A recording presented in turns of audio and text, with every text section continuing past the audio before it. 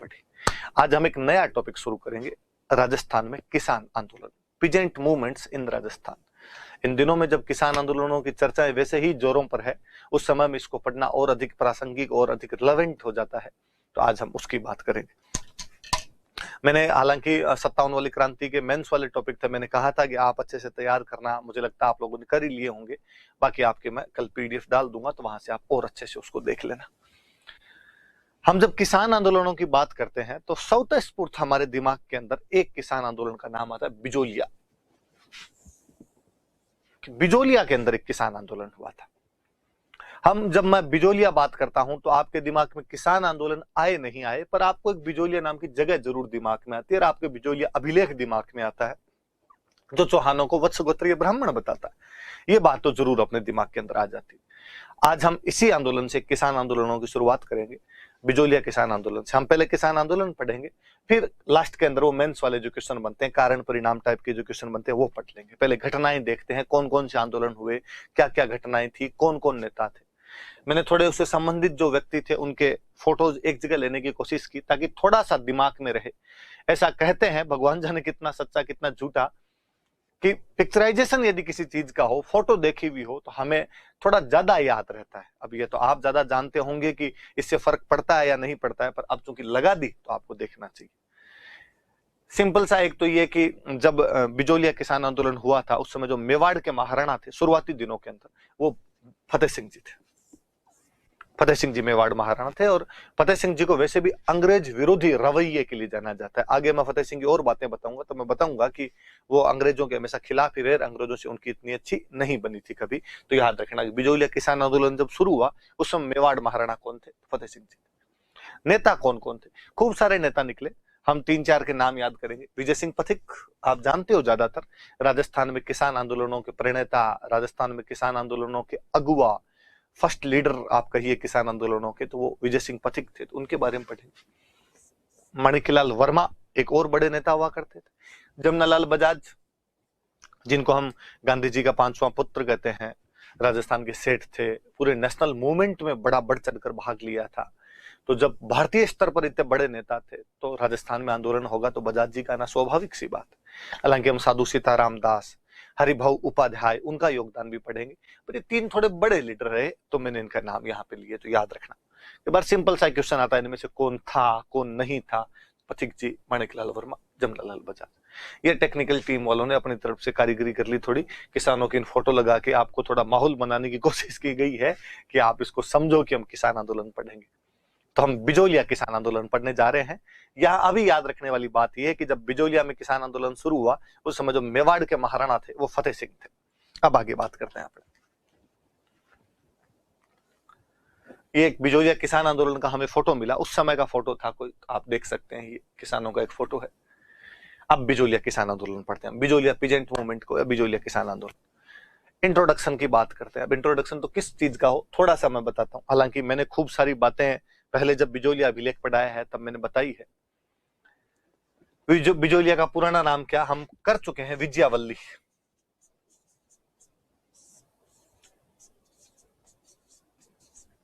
किसका पुराना नाम विजयावल्ली हुआ करता था।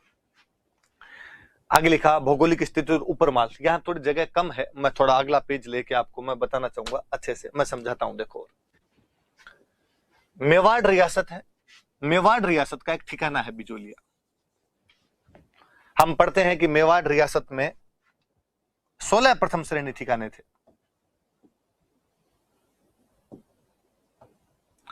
16 ठिकानों में से एक ठिकाने का नाम बिजोलिया है।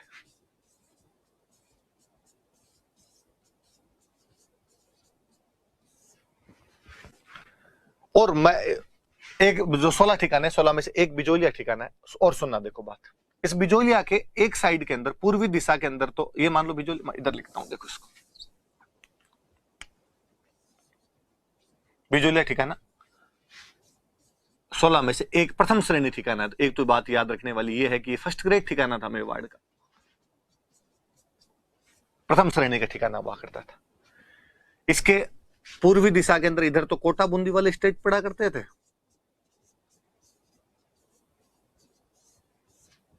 एक साइड में इसमें ग्वालियर राज्य आ जाया करता था, ग्वालियर की सीमा टच होने लग जाया करती थी। इधर बाकी मेवाड़ वाले दूसरे ठिकाने जो हुआ करते थे वो थे। तो एक तो इसकी भौगोलिक स्थिति बड़ी जोरदार है कि एक तरफ कोटा बूंदी की सीमा लगती थी, एक तरफ ग्वालियर राज्य की सीमा लगती थी। इसका मतलब है कि यदि किसान आंदोलन करते हैं और उनपे यदि किसी बात का दबाव बनता है तो वो बाउंड्री क्रॉस करके दूसरी जगह जा सकते हैं। तो ये थोड़ा सा ध्यान रखने वाली है कि बिजोलिया की भौगोलिक स्थिति भी कुछ इस प्रकार की थी कि आंदोलनकारियों के लिए एक मुफीद जगह थी, वो ज्यादा अच्छी सी जगह थी वहां पर। मैं वापस बताता हूं। 16 प्रथम श्रेणी ठिकाने जिनमें से एक बिजोलिया ठिकाना है। कहते हैं कि एक कोई बंदा था अशोक परमार, अशोक परमार नाम करके बंदा था। जगनेर नाम की जगह, यूपी में शायद भरतपुर यूपी बॉर्डर पर अपने जगनेर नाम की जगह पड़ती है। तो जगनेर का रहने वाला था अशोक परमार। राणा सांगा के पास आया था और राणा सांगा की तरफ से युद्ध लड़ा था। बाकायदा इसने राणा सांगा की तरफ से खानवा युद्ध में भाग लिया था। मैं उम्मीद करूंगा कि आप सब लोगों को खानवा का युद्ध तो अच्छे से याद होगा। तो अशोक परमार ने खानवा के युद्ध के अंदर भाग लिया था राणा सांगा की तरफ से। राणा जी राजी हुए, राणा जी ने उसके नाम पर एक जागीर लिख दी। वो जो जागीर थी वो जागीर बिजोलिया है। तो बिजोलिया जागीर किसने किसको दी थी? तो राणा सांगा ने अशोक परमार को दी थी। अशोक परमार ने कौन से युद्ध में भाग लिया था? तो उसने खानवा के युद्ध में भाग लिया था।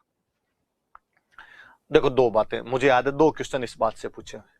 एक बार किसी एक एग्जाम में क्वेश्चन था कि बिजोलिया ठिकाना इनमें से कौन से राजपूत वंश से संबंधित था। अगला ऑप्शन दे देता है सिसोदिया, चौहान, परमार और राठौड़। स्टूडेंट के फटाफट दिमाग में था बिजोलिया मेवाड़ में सिसोदिया थे, वो सिसोदिया पर टिक लगा देता। नहीं, वो कह रहा बिजोलिया ठिकाने वाले कौन थे? तो बिजोलिया ठिकाने वाले परमार है। प्लीज आप ऐसी गलती मत करना, क्योंकि मुझे याद है कि एक किसी बैच के अंदर मैं पढ़ा रहा था और एक स्टूडेंट जो बहुत ब्रिलियंट थे क्लास में, अक्सर सारे जवाब दे दिया करते थे। उन दिनों के अंदर वो कोई छोटा मोटा एग्जाम हुआ था, वो पेपर दे के आए और उन्होंने आते दूसरे दिन मेरे से पूछा कि सर बिजोलिया ठिकाना में कौन सा राजपूत वंश था? मैंने कहा अशोक परमार पढ़ते हैं अपने, परमार थे वो लोग। तो उन्होंने मुझे कहा सर गलत हो गया मेरा क्वेश्चन। हालांकि बाद में तो मैंने भी ये दिमाग लगा लिया था, पर पहले बिजोलिया देखा, बिजोलिया देखते मेरे दिमाग में मेवाड़ आया, मेवाड़ में गोहिल सिसोदिया वही दिमाग में आते हैं। तो मैंने पहला ऑप्शन सिसोदिया दे रखा था और इसलिए मैंने वो टिक कर दिया। सर मेरा क्वेश्चन गलत हो गया। मैं चाहूंगा कि यहाँ से आप सीखें और आप गलत ना करें। और ये भी एक ओवर एक्साइटमेंट होता है, उसके अंदर कई बार हम क्वेश्चन गलत कर जाते हैं। तो पेपर देते समय इस बात का भी ध्यान रखा जाए कि किसी बात का ऐसा एक्साइटमेंट हमें दिखाई ना दे, हम ज्यादा एक्साइटेड ना हो और चीजों को इजीली करने का प्रयास करें। तो याद रखना वे परमार। फिर मुझे याद है एक बार एक क्वेश्चन और पूछा उन्होंने, और उन्होंने क्वेश्चन पूछा कि इनमें से हल्दी घाटी के युद्ध में किसने भाग नहीं लिया था? इनमें से हल्दी घाटी के युद्ध में कौन शामिल नहीं हुआ था? उन्होंने ऑप्शन दे दिए कि रामसा तोमर, शालिवाहन सिंह तोमर, पुंजा भील और अशोक परमार। मैं जब हल्दी घाटी का युद्ध पढ़ाता हूं तो मैं लिखाता हूं प्रताप की तरफ से देख लो, आपकी भीलों की सेना लेके राणा पुंजा आए हुए थे, अफगानों की फौज लेके हाकिम खान सूर आए हुए थे, सलुम्बर वाले कृष्णदास जी चुंडावत थे और ग्वालियर के रामसा तोमर भी थे। स्टूडेंट के चार दिमाग में नाम होते हैं। एक नाम उसने लिख दिया, उसने चार लिखे, रामसा तोमर, राणा पुंजा, शालिवाहन सिंह तोमर और अशोक परमार। उसको लगा यार शालिवाहन सिंह तोमर तो सुना हुआ ही नहीं, सर ने चार लिखवाए थे, शालिवाहन सिंह तोमर पहले आ रहा था, उसने शालिवाहन सिंह तोमर पर टिक कर दिया। हालांकि स्टूडेंट कह सकता है कि सर आपने शालिवाहन सिंह तोमर के बारे में नहीं बताया था। यकीनन बात है, हल्दी घाटी युद्ध में इतने लोगों ने भाग लिया होगा कि मेवाड़ की ख्यातें कहती है कि 20,000 लोग थे, बदायूनी कहता है कि उसके अंदर 3,000 लोग थे, प्रताप की तरफ से अलग अलग संख्या दी हुई है। जितने भी रहे होंगे, क्या हम सबके नाम याद कर सकते हैं? आप भी कहोगे सर ये कैसी मजाक है, सबके नाम तो कैसे याद रखे जा सकते हैं? तो केवल बड़े बड़े लोग होते हैं उनके नाम याद होंगे? हाँ। तो आपने ये कैसे सोचा कि शालिवाहन सिंह तोमर ने भाग नहीं लिया होगा? आपके पास तो केवल उनके नाम है जिन्होंने भाग लिया होगा। तो क्या सर ये तो है, तो दूसरे ऑप्शन की तरफ क्यों नहीं गए? अशोक परमार क्यों नहीं दिमाग में है? थोड़ा सा ऐसा क्यों नहीं लगा कि खानवा 1527 में, और ये बात हम जानते हैं कि अशोक परमार खानवा में तो था, अशोक परमार था, एक गोकुलदास परमार था, कि खानवा के युद्ध में कई परमार लड़े थे उसमें। तो अशोक परमार जब 1527 में खानवा में लड़ रहा है तो बहुत कम चांसेज है कि 1576 का हल्दी घाटी भी लड़ेगा। 50 साल का लंबा टाइम पीरियड आ जाता है। हालांकि कई जालिम सिंह झाला जैसे डाकी होते हैं जो भटवाड़ा में भी लड़ लेते हैं और मांगरोल में भी लड़ लेते हैं, पर फिर भी उस समय एक कॉमन सेंस यदि लगाया जाए तो दिमाग में अशोक परमार आना चाहिए कि अशोक परमार जब सांगा के टाइम में था तो उसके बाद तो गंगा के अंदर पानी बहुत बह चुका है, और दूसरे के अंदर तो हल्दी घाटी में तो कम से कम नहीं आया होगा। और मेवाड़ में चूंकि इतने युद्ध होते थे इसलिए बचने की संभावना भी कम होती थी। आप एक नहीं तो अगले में, अगले में नहीं तो अगले के अंदर देश के काम आ ही जाते थे। हम पढ़ते हैं बाघ सिंह देवलिया खानवा के युद्ध में बच गया था तो चित्तौड़ वाले दूसरे साके के अंदर ही काम आ गए थे। तो आप ये भी याद रखना भाई, अशोक परमार खानवा वाले युद्ध में लड़ा था। अशोक परमार थे, गोकुलदास परमार थे, तो बात याद रखना। तो दोनों तीनों बात मैंने बताई आपको कि परमारों का ठिकाना था ही। राणा सांगा ने अशोक परमार को दिया था। अशोक परमार खानवा के युद्ध में भाग ले चुके थे। बिजोलिया मेवाड़ रियासत का प्रथम श्रेणी का ठिकाना था। और सुनना मेरी बात, ये जो बिजोलिया वाला इलाका है, जब आप राजस्थान की ज्योग्राफी पढ़ेंगे तब आप और पढ़ेंगे कि ये जो बिजोलिया वाला इलाका था, इस जगह को हम ऊपरमाल का पठार कहते हैं। ऊपरमाल का पठार है, ऊपरमाल प्लेटू है। तो वास्तव में इस जागीर का नाम ऊपरमाल हुआ करता था। ये जो जागीर है इसका नाम ऊपरमाल है। इस ऊपरमाल जागीर का जो हेडक्वार्टर हुआ करता था ये बिजोलिया था। मैं ये कहूं कि इस जागीर का नाम राजस्थान है और इसका हेडक्वार्टर जयपुर है। एग्जैक्टली ये जो पूरी जागीर थी इसका नाम ऊपरमाल है। तो आप किताबों में यूं पढ़ोगे कि अशोक परमार को ऊपरमाल की जागीर दी गई थी जिसका हेडक्वार्टर बिजोलिया था, पर बाद में हेडक्वार्टर के नाम से ही जानने लग जाया करते थे। क्षेत्र का नाम जब तब इतना इंपॉर्टेंट नहीं होता होगा तो फिर बिजोलिया ठिकाना करने लग गए थे। बाकी एग्जैक्टली ऊपरमाल की जागीर हुआ करती थी। आप और देखिए, इस ऊपरमाल के बारे में हम कहते हैं कि इसका पुराना नाम उत्तमाद्री था। मैंने और बताया था कि यहां पर जो बिजोलिया अभिलेख तो मिला है, फिर सिद्ध सेन सूरी की किताब मैंने और बताई थी, उत्तम शिखर पुराण। उत्तम शिखर पुराण लिखा हुआ है यहां पे। आप देखिए चीजों को कि किसी टाइम में जब भाषा अपने वास्तविक रूप में होती होगी, या जब साहित्यकार लिखने वाला उसको जो वास्तविक रूप में लिखता है तो उसको लिखता है उत्तम शिखर।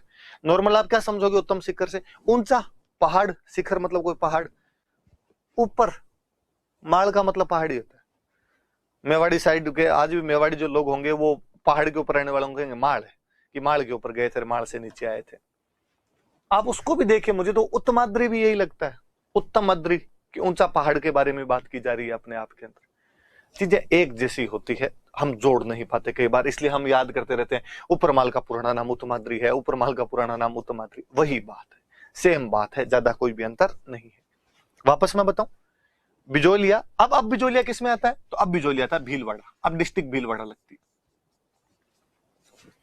तो बिजोलिया वर्तमान भीलवाड़ा जिले में स्थित है। तत्कालीन मेवाड़ रियासत का प्रथम श्रेणी का ठिकाना था, जिसकी पूर्व दिशा में कोटा बूंदी, दक्षिण दिशा में ग्वालियर तथा उत्तर पश्चिम में मेवाड़ के अन्य क्षेत्र थे। अशोक परमार को राणा सांगा ने, जो कि जगनेर से आया था, उसको ऊपरमाल की जागीर दी थी जिसका हेडक्वार्टर बिजोलिया हुआ करता था। अशोक परमार ने खानवा के युद्ध में भी भाग लिया था। बिजोलिया का पुराना नाम विजयावल्ली है और ऊपरमाल का पुराना नाम उत्तमाद्री या उत्तम शिखर है। सारी बातें याद रख लेना भाई। तो शुरुआत के अंदर जो आपके पिछले के में दिया हुआ था कि परिचय, पुराना नाम क्या था या भौगोलिक स्थिति क्या थी, तो वो मैंने सारी बता दी। ऊपरमाल की मैंने सारी बातें बता दी। तो ऊपरमाल कई जगह आगे चलकर अपने काम आएगा। जो पूरा जो बाउंड्री है वो ऊपरमाल है, उसका हेडक्वार्टर बिजोलिया। तो हेडक्वार्टर के नाम पे लोग उसको जानने लग गए थे। चलो आगे पढ़ते हैं। यहां पर परमारों का ठिकाना रहा। अशोक परमार के बाद में लगातार परमार रहे। एक केशव दास जी परमार राजा थे। हम बीच बीच में पढ़ रहे थे कि मराठों ने खूब सारे अटैक किए। हम तो जानते हैं कि मराठे राजस्थान में सबसे पहले कहीं से चौथ भी लेके गए थे, तो बाकायदा मेवाड़ से लेके गए थे। संग्राम सिंह सेकंड के टाइम में मराठों ने मालवा वाला जो इलाका था उधर कब्जा करना शुरू कर दिया था और उस इलाके से चौथ वगैरह लेनी शुरू कर दी थी। कालांतर में मेवाड़ पर उनके खूब सारे अटैक हुए। सामंतों में आपस में बनती नहीं थी, कभी सामंत बुला लेते, कभी राजा बुला लेता। तो इस चक्कर में एक बार मराठों ने, कहते हैं कि बिजोलिया को घेर लिया था। केशव दास जी यहाँ के सामंत हुआ करते थे। पर केशव दास जी ने अपनी जनता के सहयोग से मराठों को वहां से भगा दिया था कि नहीं देंगे तुम्हें तो टैक्स, और भागो यहां से। जनता कौन? तो बिजोलिया के क्षेत्र में ज्यादातर धाकड़ जाति के किसान रहते हैं। जब नाम धाकड़ जाति का, तो धाकड़ रही होगी अपने आप में। तो केशव दास जी ने उन धाकड़ों की सहायता से बिजोलिया को मुक्त करवाया था। इससे सामंत के और किसानों के संबंध आपस में बहुत मधुरतापूर्ण थे, आपस में बहुत अच्छे संबंध हुआ करते थे। यह स्थिति गोविंद दास तक रही। केशव दास के समय जब मराठों ने आक्रमण कर दिया था, तब धाकड़ों के सहयोग से या धाकड़ किसानों के सहयोग से केशव दास ने बिजोलिया को मुक्त करवाया था। और ये जो कंडीशन है, ये गोविंद दास के टाइम तक तो चलती रही, आपस में बहुत अच्छे संबंध बने रहे। 1894 में गोविंद दास का निधन हो जाता है। और जब 1894 में गोविंद दास का निधन होता है, यहां पर एक नए सामंत बनते हैं, कृष्ण सिंह। यहां से मामला थोड़ा गड़बड़ होने लगता है। तो बिजोलिया किसान आंदोलन की शुरुआत जो है वो किसके टाइम में हुई? तो ये याद रहे, किस आंदोलन की जो शुरुआत है वो कृष्ण सिंह के टाइम में हुई। कोई पूछे कि मेवाड़ महाराणा कौन था? तो फतेह सिंह। कोई पूछे बिजोलिया का सामंत कौन था जिसके टाइम में ये बात हुई? तो कृष्ण सिंह। तो दोनों बातें याद रखना भाई कि बिजोलिया का सामंत तो कृष्ण सिंह था, और जो मेवाड़ महाराणा हुआ करते थे उस टाइम, वो फतेह सिंह जी मेवाड़ महाराणा हुआ करते थे। उनके टाइम में शुरुआत हुई। और किसान कौन थे जिन्होंने आंदोलन किया? तो धाकड़ किसान थे जिन्होंने आंदोलन किया था। अब अपने पढ़ते हैं। अब भाई बिजोलिया में किसान आंदोलन क्यों हुआ? हम पढ़ते हैं बिजोलिया किसान आंदोलन के कारण। क्या कारण रहे थे जिनकी वजह से बिजोलिया में किसान आंदोलन हुआ? किसानों से कौन सा टैक्स लिया जाएगा? तो लैंड रेवेन्यू, भू राजस्व लिया जाता था। सुनना, एक थोड़ी सी बात मेरी काम आएगी आगे आपके। पहले भू राजस्व तो बहुत पहले से लिया जाता था। एक दिन हमने पहले ही बात की थी कि आंदोलन अंग्रेजों के आने के बाद ही क्यों हुए, उससे पहले क्यों नहीं हुआ करते थे। पहले किसान और सामंत का दो, किसान या राजा का दो, उनके संबंध अच्छे थे, क्योंकि राजा कहीं ना कहीं किसानों पर डिपेंड करता था। भाई टैक्स वो देंगे, इनकम का सोर्स ही बड़ा सोर्स एग्रीकल्चर हुआ करता था। और यदि आपका जो इनकम का मुख्य स्रोत है उसको यदि आपने परेशान किया तो वो आपका सहयोग नहीं करेगा। अब आप पूछ सकते हो कि सर राजा को सहयोग की कहां आवश्यकता पड़ी? तो राजा को किसानों के सहयोग की आवश्यकता होती थी युद्ध के टाइम। जब आप युद्ध के अंदर लगे हुए हैं, सैनिकों के खाने के लिए तो अनाज चाहिए, और जब आप युद्ध के अंदर लगे हुए हैं तब आपके किसान एकदम शांति से रहने चाहिए, वरना कहीं आपके आंतरिक इलाकों में विद्रोह कर दिए, किसानों ने विद्रोह कर दिए, तो क्या आप युद्ध पर पूरा ध्यान दे पाएंगे? नहीं। तो हमेशा राजा किसानों से बहुत अच्छा बना के रखा करता था। और मैं हमेशा कहता ही हूं कि मेवाड़ यदि इतना लंबा संघर्ष कर पाया था तो इस संघर्ष के पीछे वहां की जनता का बहुत बड़ा हाथ है। सांगा, उदय सिंह, प्रताप, अमर सिंह, राज सिंह यकीनन बहुत अच्छे उत्तराधिकारी मेवाड़ को मिलते चले गए। वो बहुत अच्छे राजा थे, नेतृत्वकारी थे। पर यदि आपके पीछे की फौज अच्छी नहीं होगी तो नेतृत्वकारी भी क्या करेगा? और मेवाड़ में तो फौज नहीं, जन जन को लड़ना पड़ गया था। इवन कहते हैं कि मुगलों के जब बड़े दावे हुआ करते थे तो राणा जी जो थे ऑर्डर देते कि सारे किसान अपने घर बार छोड़ के पहाड़ों में चलो, और कोई इस बार खेती नहीं करेगा। खाने पीने का सिस्टम अपने वहां ले चलेंगे, वहां कर लेंगे, कोई खेती नहीं करेगा, ताकि मुगलों की सेना जब आए तो उसको कहीं अनाज ही नहीं मिले। पड़ी रहेगी, पहाड़ों में आएगी तो छापा मार से मार लेंगे, और मैदानी क्षेत्रों के अंदर खेती नहीं की जाए, इस बार पड़त रख दो। दिल्ली से कितने दिन रसद मंगा मंगा के देखेंगे। और यदि मुगल मेवाड़ के अंदर आके फेल हो गए थे तो उसका एक बहुत बड़ा रीजन है कि पहाड़ी क्षेत्रों के बारे में बेचारे वो जानते नहीं थे। मैदानी क्षेत्रों के अंदर उन्हें जनता से किसी प्रकार का सहयोग नहीं मिलता था। जनता पूरी राणा जी के समर्थन में जाके खड़ी हो जाया करती थी। फिर वो जो अक्सर हम जोक सुनाते रहते हैं वो कि मुगल सैनिक जब वापस जाते हैं, मुगल बादशाह पूछते कि क्या हुआ, प्रताप को पकड़ पाए? अकबर पूछता, उनका नहीं। अकबर ने वापस कहा कि मुगल होकर नहीं पकड़ पाए। कहा सर मुगल है, गूगल थोड़ी है कि हर कहीं जाके पता लगा ले, तो नहीं पता चल रहा है साहब, अंदर बैठा है मैदानों में। तो जनता इतना तक साथ दिया करती थी कि भाई राजा ने कहा पड़त रखो, पड़त मतलब इस बार खेती नहीं करेंगे, तो खेती नहीं किया करती थी। राजा जो टैक्स लिया करता था वो क्या है, टैक्स क्या है? तो कहते हैं एग्रीकल्चर से जो इनकम होगी इस इनकम पर आपको टैक्स देना पड़ेगा।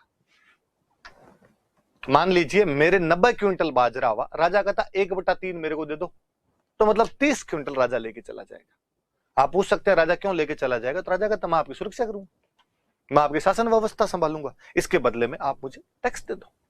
और जनता राजी राजी दे दिया करती थी। अंग्रेजों के आने के बाद कहा गया कि ये जो टैक्स है ये एग्रीकल्चर की इनकम पर टैक्स नहीं है, तो सारी जमीन राजा की है, राजा ने आगे किसानों को बोने के लिए दिए, इसलिए किसान जमीन का किराया दे। किसान जमीन का मालिक नहीं है, किसान जमीन का किराएदार है और उसको ये किराया देना पड़ेगा। यहां स्थिति गड़बड़ होती है। जब आप इनकम पे लेते हो ना टैक्स, तो जब इनकम कम तो टैक्स भी कम हो जाया करते। जब आप ऐसे लेते हो ना किराए के रूप में, तो फिर वो फिक्स होने के चांसेस ज्यादा रहते हैं। हालांकि आपने यहां पर इतना ज्यादा फिक्स तो नहीं हो पाया था, फिर भी इनकम पे ले लिया करते थे आपने। पर फिर भी एक दिक्कत आई थी कि पहले जहां इनकम पे वो टैक्स था, अब कहा गया कि भूमि का किराया देना पड़ेगा आपको, किराए के रूप में ये भूमि आपको दी जाती है।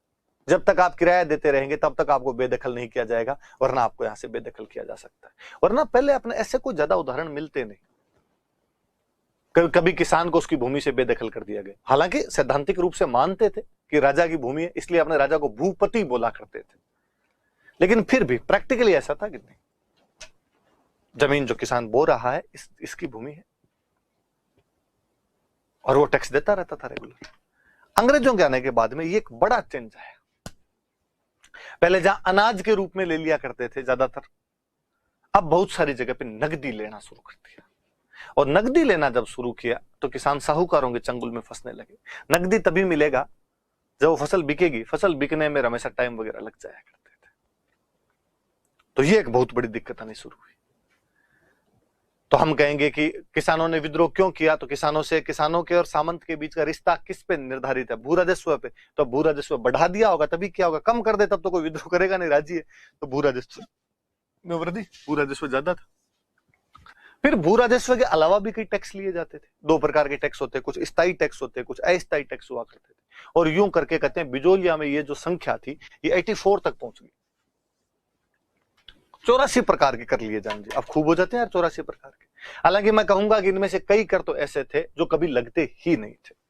थोड़ी तो क्या संख्या को डरावनी बनाने के लिए भी बताया जाता है ऐसा। जैसे एक टैक्स हुआ करता था खिचड़ी। यदि कभी सामंत आपके गांव में आएगा तो सब गांव वाले मिलकर चंदा इकट्ठा करके सामंत के लिए खाने की व्यवस्था करेंगे। अब यार सामंत को डेली डेली तो आके बैठा हुआ नहीं है कि लो खिचड़ी लियो मेरे लिए। कोई साल 6 महीने में 5-7 साल में एक बार 2 बार कोई आया करता था, और उसमें कोई किसानों को विरोध भी मुझे लगता नहीं कि रहा होगा। आज भी तो गांव के अंदर जब कोई बड़ा अधिकारी आ जाता है तो गांव वाले बाकायदा खिलाते ही। अब जरूर ये हो गया कि अब गांव वाले ने अब सरपंच साहब भी खिला देते हैं, क्योंकि सरपंच साहब को सारे ठेके लेने होते हैं तो वो अपनी तरफ से बंदोबस्त कर देते हैं। बाकी कई साल पहले तक अपने गांव के अंदर ये व्यवस्था थी कि गांव वाले कोई बड़ा अधिकारी वगैरह आता तो ठीक है चंदा करो और इसके खाने पीने की व्यवस्था की जानी चाहिए। पर हम कहेंगे अपने को यहाँ याद रखना है कि कितने प्रकार के कर लिए जाते थे, कि 84 प्रकार के कर लिए जाते थे। भू राजस्व भी कम नहीं था, भू राजस्व भी ज्यादा था। 1/2 के आसपास तक लेने लग गए थे, जबकि किसान कहते थे कि हमसे 2/5 लिया जाना चाहिए, और जबकि वो 1/2 ले रहे थे, आधा ले रहे थे लगभग। ये 40% की डिमांड करते रहते थे। फिर जो लेने का तरीका था ना वो बहुत बिगड़ गया था, वो बहुत बदल गया था।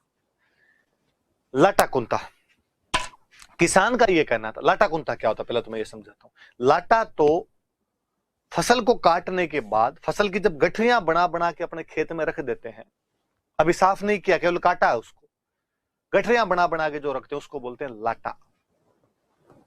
राजस्थानी भाषा में कुंता का मतलब होता है अनुमान लगाना, अंदाजा लगाना। इंग्लिश में कहते हैं एस्टिमेट करना। एस्टिमेट लगाओ कितना है, क्या आपने कोई पड़ा है, कोई सामान पड़ा है कि भाई अंदाजा लगाओ कितना आगे, 85 किलो। तो एग्जैक्टली जब किसान अपनी फसल को काटने के बाद जब उसके लाटे बांध बांध के खेत में रख दिया करता, तब राज्य की तरफ से कर्मचारी आता एक, और राज्य की तरफ से कर्मचारी आके उन लाटों का अनुमान लगाता, लाटों का कुंता लगाता, कूंटता, उनको अंदाजा लगाता और कहता भाई तेरे फसल हो जाएगी इस बार 150 क्विंटल। अब 150 क्विंटल हो जाएगी तो आधा हमें देना, तो 75 हमें देते।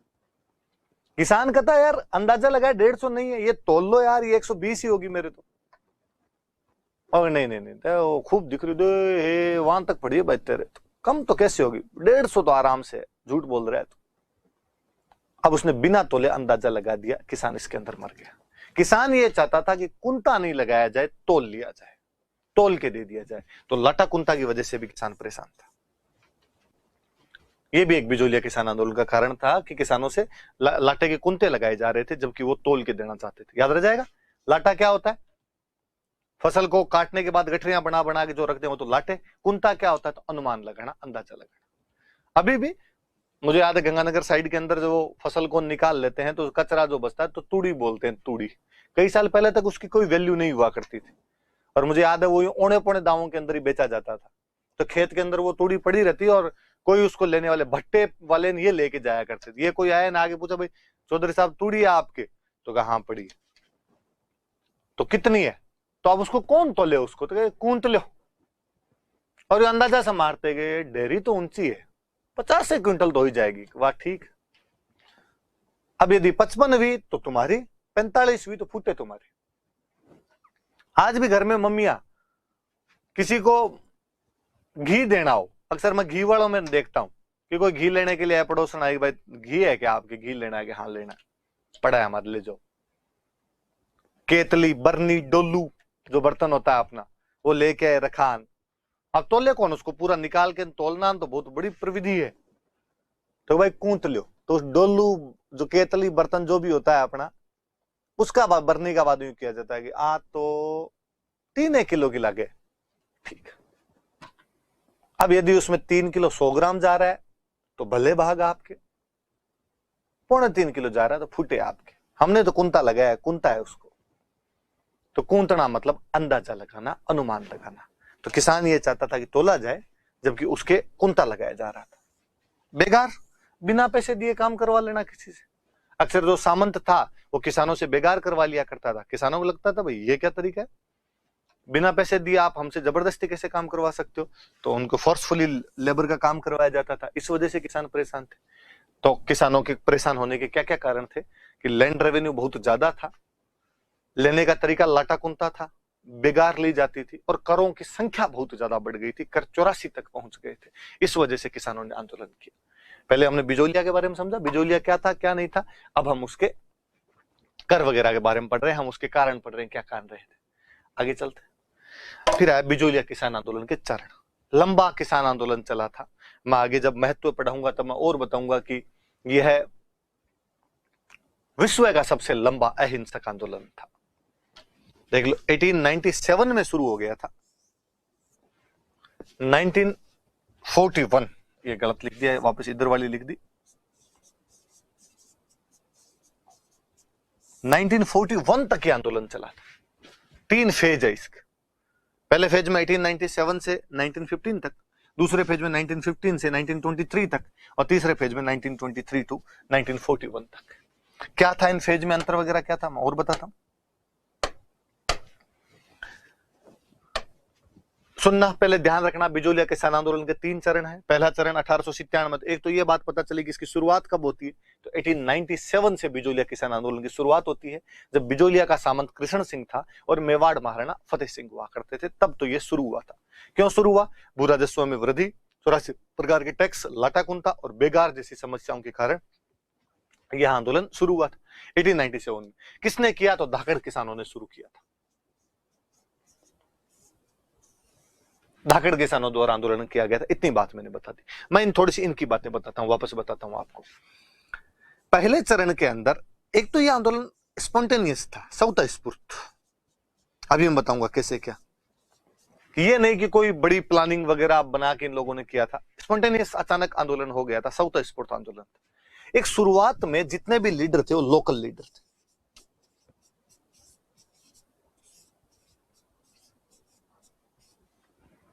स्थानीय नेताओं द्वारा शुरुआत में आंदोलन चलाया गया था। तो प्रथम चरण की 2 विशेषता, स्पॉन्टेनियस था और लोकल लीडर्स थे। दूसरे चरण में 2 चीजें, अनुभवी नेता, इस बार बाहर से बुलाए, एक्सपीरियंस्ड लीडर। वो जितने नाम पढ़े थे, विजय सिंह पथिक, माणिकलाल वर्मा, वो इस चरण के में आते हैं, इसके सेकंड फेज में आते हैं। दूसरा, ये नेशनल मूवमेंट से जुड़ा। मैंने कहा जमनालाल बजाज आ रहे हैं तो नेशनल मूवमेंट के नेता वो आ रहे हैं, तो नेशनल मूवमेंट से अपने आप जुड़ गए। राष्ट्रीय आंदोलन से इसका कनेक्शन। तीसरा चरण कहीं ना कहीं पतन का काल है, पराभव का काल है, डिक्लाइन होता है। तो इसमें कोई ज्यादा बड़ी बातें अपने को देखने को मिलती नहीं। पतन का काल था, फेज ऑफ डिक्लाइन। 3 चरण है। पहले चरण में स्पॉन्टेनियस लोकल लीडर्स द्वारा आंदोलन ऑपरेट किया गया। सेकंड चरण में इसे एक्सपीरियंस्ड लीडर मिले, ये नेशनल मूवमेंट के साथ जुड़ा। तीसरे चरण में वापस हमें डिक्लाइन सा दिखाई देता है, जब लास्ट में जैसे तैसे करके समझौता कर लिया गया था। तो ये हम इतनी बातें तो हम पढ़ चुके। आगे बढ़ते हैं। पहले चरण आंदोलन की शुरुआत कैसे हुई, पहले लिखा हुआ है, मैं वापस बताता हूं आंदोलन की शुरुआत कैसे हुई। बिजोलिया में एक गांव पड़ता था गिरधरपुरा।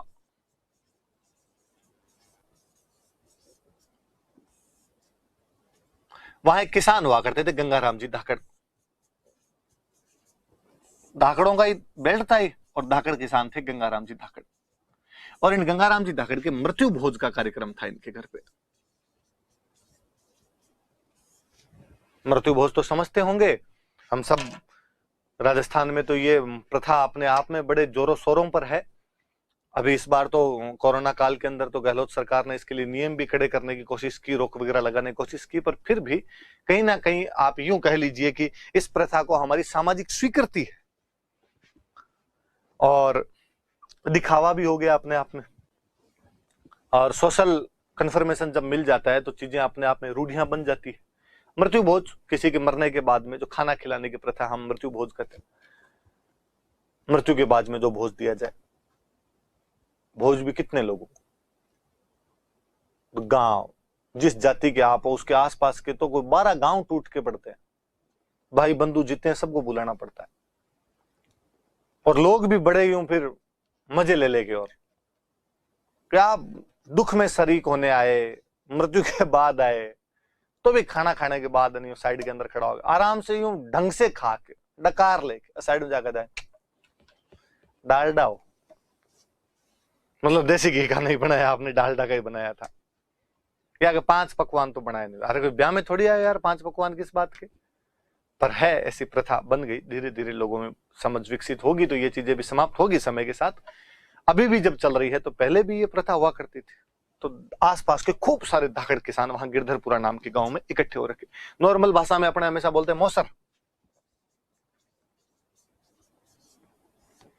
वास्तव में हिंदी का एक वर्ड होता है अवसर। अवसर को जब अपने राजस्थानी में बोलते हैं तब कह देते हैं ओसर। तो मृत्यु का अवसर हो तो मौसर, मृत्यु के बाद में जो अवसर रखा जाए खाने का अवसर है वो अपने आप में तो मौसर। इसलिए अक्सर कई बार कई होता है कि कई बार कई जो ज्यादा बुजुर्ग व्यक्ति होते हैं, गांव के सम्माननीय आदमी होते हैं, अच्छी खासी उम्र लेने के बाद में पोते पड़पोते सब हो गए, सब कुछ देख लिया संसार के अंदर, तो कई बार किसी के जीवित रहते भी अपने राजस्थान में मृत्यु भोज कर दिए जाते हैं। बंदा कहता है मैं मेरी आंखों के सामने देखना चाहता हूँ, तो कई बार तो बेटे पोते ही कहते हैं कि भाई इनके देखा, इनके आंखों के सामने ही मृत्यु भोज किया जाए। और अपने ऐसा माना जाता है कि अन्न बिखेरा जाए, अन्न किसी को खिलाया जाए तो इससे बंदे को स्वर्ग मिलेगा, परलोक में अच्छा रहेगा थोड़ा सा। तो किसी के जीवित रहते भी वो करवा दिया जाता है। या कई बार मुझे लगता है कई डोकरों को विश्वास नहीं होता कि मेरे मरने के बाद औलाद खिलाएगी कि नहीं खिलाएगी, तो कहेंगे पहले ही करो, तो जीवित रहते कर दिया जाए। इसलिए अक्सर गांव में बोलते हैं जोसर, जिगड़ी। तो ये शब्द वही है, मृत्यु का हो तो मृत्यु का अवसर तो मौसर, जीवित रहते वो अवसर है तो जोसर। शब्द देखिए आप, मैं, जय, मृत्यु, जीवन, सब उसी से जुड़े हुए चीजें। तो गंगाराम जी धाकड़ के घर पे मृत्यु भोज का कार्यक्रम था। आसपास के खूब सारे धाकड़ इकट्ठे हो रहे, और ऐसे कार्यक्रमों में चूंकि बाद में सब प्रकार की पॉलिटिकल सोशल बातें होती है, तो उन लोगों में भी ऐसी पॉलिटिकल सोशल बातें हो रही थी। और जब इतने सारे लोग इकट्ठे हो रहे तो कोई 2-4 नेतागण भी थे, और उन्होंने कहा यार इस कृष्ण सिंह ने ठीक कर दिया यार, 84 तो कर लेता है, इतने को लेने के होते हैं। इतने में को दूसरा पढ़ता ही कहता है यार वो तो ठीक है, वो तो कहीं खिचड़ी वगैरह तो लगते ही नहीं, तो 84 वाला तो छोड़ो कोई बात नहीं, पर ये टैक्स और बढ़ा दिया यार, आधा आधा को टैक्स के रूप में दिया जाता है। को तीसरा पढ़ते ही बोलता कि बढ़ा दिया यार, वो छोड़ो आधे वाला तो कूंटते हैं, और कूंटने में तो और ज्यादा लगा देते हैं यार, वो तो आधे से भी ज्यादा पड़ता है जाके। कोई और आदमी बोला कि वो तो है जो है ही, और ये जबरदस्ती काम करवा लेते हैं। वो मतलब घर के आगे से निकल रहे हो, उनका इधर लकड़ियां काट, कटवाई लकड़ियां उसके का, बस रवाना हो जाए यहां से। क्यों भाई ऐसे क्यों काम करते हैं हम किसी के? वो सब ये बातें कर ही रहे थे वहां पे। तो वहां पर एक बंदे हुआ करते थे, साधु सीताराम दास। बिजोलिया में लाइब्रेरी हुआ करती थी और उस लाइब्रेरी में काम किया करते थे साधु सीताराम दास। थोड़े जाने माने आदमी थे, पढ़े लिखे थे, लाइब्रेरी में काम करते थे। ये भी आए हुए थे मृत्यु भोज के अंदर, बातचीत हुई आपस में। क्या बात हुई भाई, कैसे क्या इकट्ठे हो रहे हो, क्या बातें कर रहे हो? और उन्होंने कहा साहब आपसे कुछ छुपा हुआ तो है नहीं, ये बात है, देख लो आप। साधु सीताराम दास ने कहा यार जब तुम सामंत कृष्ण सिंह से परेशान हो, इस फ्यूडल लॉर्ड से परेशान हो, तो क्यों ना इसकी शिकायत राणा जी को की जाए, इसकी शिकायत कर दो। किसानों ने कहा सामंत अपने सबसे बड़ा यही है, जागीर का मालिक है, ठिकाने का मालिक है, इसकी शिकायत कहां की जाए? बाबन सह कवे, बाबन कुण कहे। अरे का सामंत की शिकायत राणा जी के पास की जा सकती। उदयपुर में राणा जी बैठे, फतेह सिंह जी के पास जाओ, फतेह सिंह जी बहुत भले आदमी, और जाके आप कहो उनको, का पक्का काम हो जाएगा। अरे करके देखो आप। तो ठीक है, तो दो बंदों को कहा कि तुम जाओ और जाके समझा के आओ। उन दो बंदों के नाम थे नानजी पटेल और ठाकरी पटेल। नानजी और ठाकरी को पूरी बात समझाई और कहा नानजी और ठाकरी आप दोनों जाओ और जाके राणा जी फतेह सिंह जी को कहो कि यहाँ का जो फ्यूडल लॉर्ड है कृष्ण सिंह, वो हम पर इस प्रकार से टॉर्चर कर रहा है। नानजी और ठाकरी गए उदयपुर, कई दिन तो टाइम ही नहीं मिला, वहां पर राणा जी से मिल ही नहीं पाए। और स्वाभाविक सी बात है, इस बात को आप यूं सोचिए कि आप दिल्ली चले जाओ और आप कहो कि हमें नरेंद्र मोदी से मिलवा दो, किसान बैठे ही है ना, कौन सी इतनी जल्दी बातचीत हो सकती है? शासन हर समय एक जैसा ही होता है। कई दिन तो राणा जी से मुलाकात ही नहीं, पर फाइनली वो तो नानजी पटेल ठाकरी पटेल राणा जी से मुलाकात करने में सक्षम रहे, मिल लिए। वो थोड़े दिन तो भटके, इधर टाइम लगा पर मिल गए। फतेह सिंह जी को, फतेह सिंह जी ने कहा अच्छा ये बात है तो मैं यार जांच करवाऊंगा पहले, ये नहीं यूं तो कल को कोई आगे शिकायत कर दे। वही सुप्रीम कोर्ट ने कहा हम एक कमेटी बनाएंगे, तो उन्होंने भी कहा कि भाई एक कमेटी बनाई जाएगी, जांच करवाई जाएगी। जांच अधिकारी भेजा गया, उस जांच अधिकारी का नाम था हामिद। हामिद को कहा हामिद जाओ और जाके बताओ भाई किसानों की क्या स्थिति है। हामिद आया वहां पे, हालांकि कृष्ण सिंह ने आनाकानी की, डॉक्यूमेंट्स ही नहीं दिखाए, किसानों को भी कहा कि इससे कोई बातचीत नहीं करेगा, फिर भी हामिद अपनी रिपोर्ट तैयार करता है। और हामिद ने रिपोर्ट करके राणा जी के पास गया, उसने किसानों के पक्ष में रिपोर्ट दी। हामिद हमेशा दिल का भला आदमी होता है। यदि कभी बचपन में प्रेमचंद की ईदगाह कहानी पढ़ी हो तो दादी अमीना के लिए हामिद चिमटा खरीद कर लाता है। आप में से यदि किसी को हामिद नाम सुनते ही वो कहानी याद आई थी, तब तो बचपन ढंग से जिया है। और वरना तो सोचने वाली बात है कि हामिद सोचते ही आपके दादी अमीना का वो पोता हामिद दिमाग में क्यों नहीं आता, जो अपने साथियों के साथ मेले में जाता है पर उसे याद आता है कि दादी अमीना का हाथ रोटियां उतारते समय जल जाता है, तो क्यों ना मैं उसके लिए चिमटा लेके चला जाऊं। तो हामिद उस कहानी में भी भला था, तो हामिद यहाँ पर भी भले व्यक्ति है और हामिद किसानों के पक्ष में जाके बताते। पर वही बात है, आयोग, समितियां, जांच चलती रहती है, पहले ही चलती रहती थी, अब भी चलती रहती है। कौन सी उनकी रिपोर्ट्स लागू हो जाती है? किसानों के लिए स्वामीनाथन आयोग बना था, उसकी कौन सी रिपोर्ट्स लागू हो गई जो अब एक नया आयोग और बना दिया, एक कमेटी और बिठा दी, साहब ये जांच कर ले। भारतवर्ष सब चीजें यूं ही चलती रहती है अपने आप में। कुल मिला के इस पहले चरण के अंदर किसानों ने स्पॉन्टेनियस, देख लो आप, गिरधरपुरा गांव में मृत्यु भोज के अवसर पर अचानक ऐसी बात हुई और मिलने के लिए चले गए। किसानों ने आंदोलन की शुरुआत जरूर कर दी थी, लेकिन उनको कोई बड़ी सफलता नहीं मिली। इस पहले चरण के अंदर बड़ी सफलता वगैरह देखने को नहीं मिलती। उल्टा मैं और बताता हूं इसके अंदर बात। 1897 में आंदोलन शुरू होता है, नानाजी पटेल और ठाकरी पटेल शिकायत वगैरह करने के लिए जाते हैं। हालांकि बिजोलिया के सामंत कृष्ण सिंह को जब पता चला कि मेरी शिकायत करने नानजी और ठाकरी गए, तो उसने इन दोनों को धमकाया और कहा नानजी ठाकरी वापस बिजोलिया आ गए, टांगे तोड़ूंगा उन दोनों की, मेरी शिकायत करोगे? अच्छा, मेरी बिल्ली मेरे को म्याऊं। तो नानजी और ठाकरे को तो कई साल तक आने नहीं दिया था वापस। बहुत साल बाद में वो दंड वंड भर बुरा कर वापस आए थे, अपना जुर्माना वगैरह देकर वापस आए थे। इस बीच में सामंत ने अपना और दिमाग चलाया और 1899 में छप्पनिया अकाल पड़ा।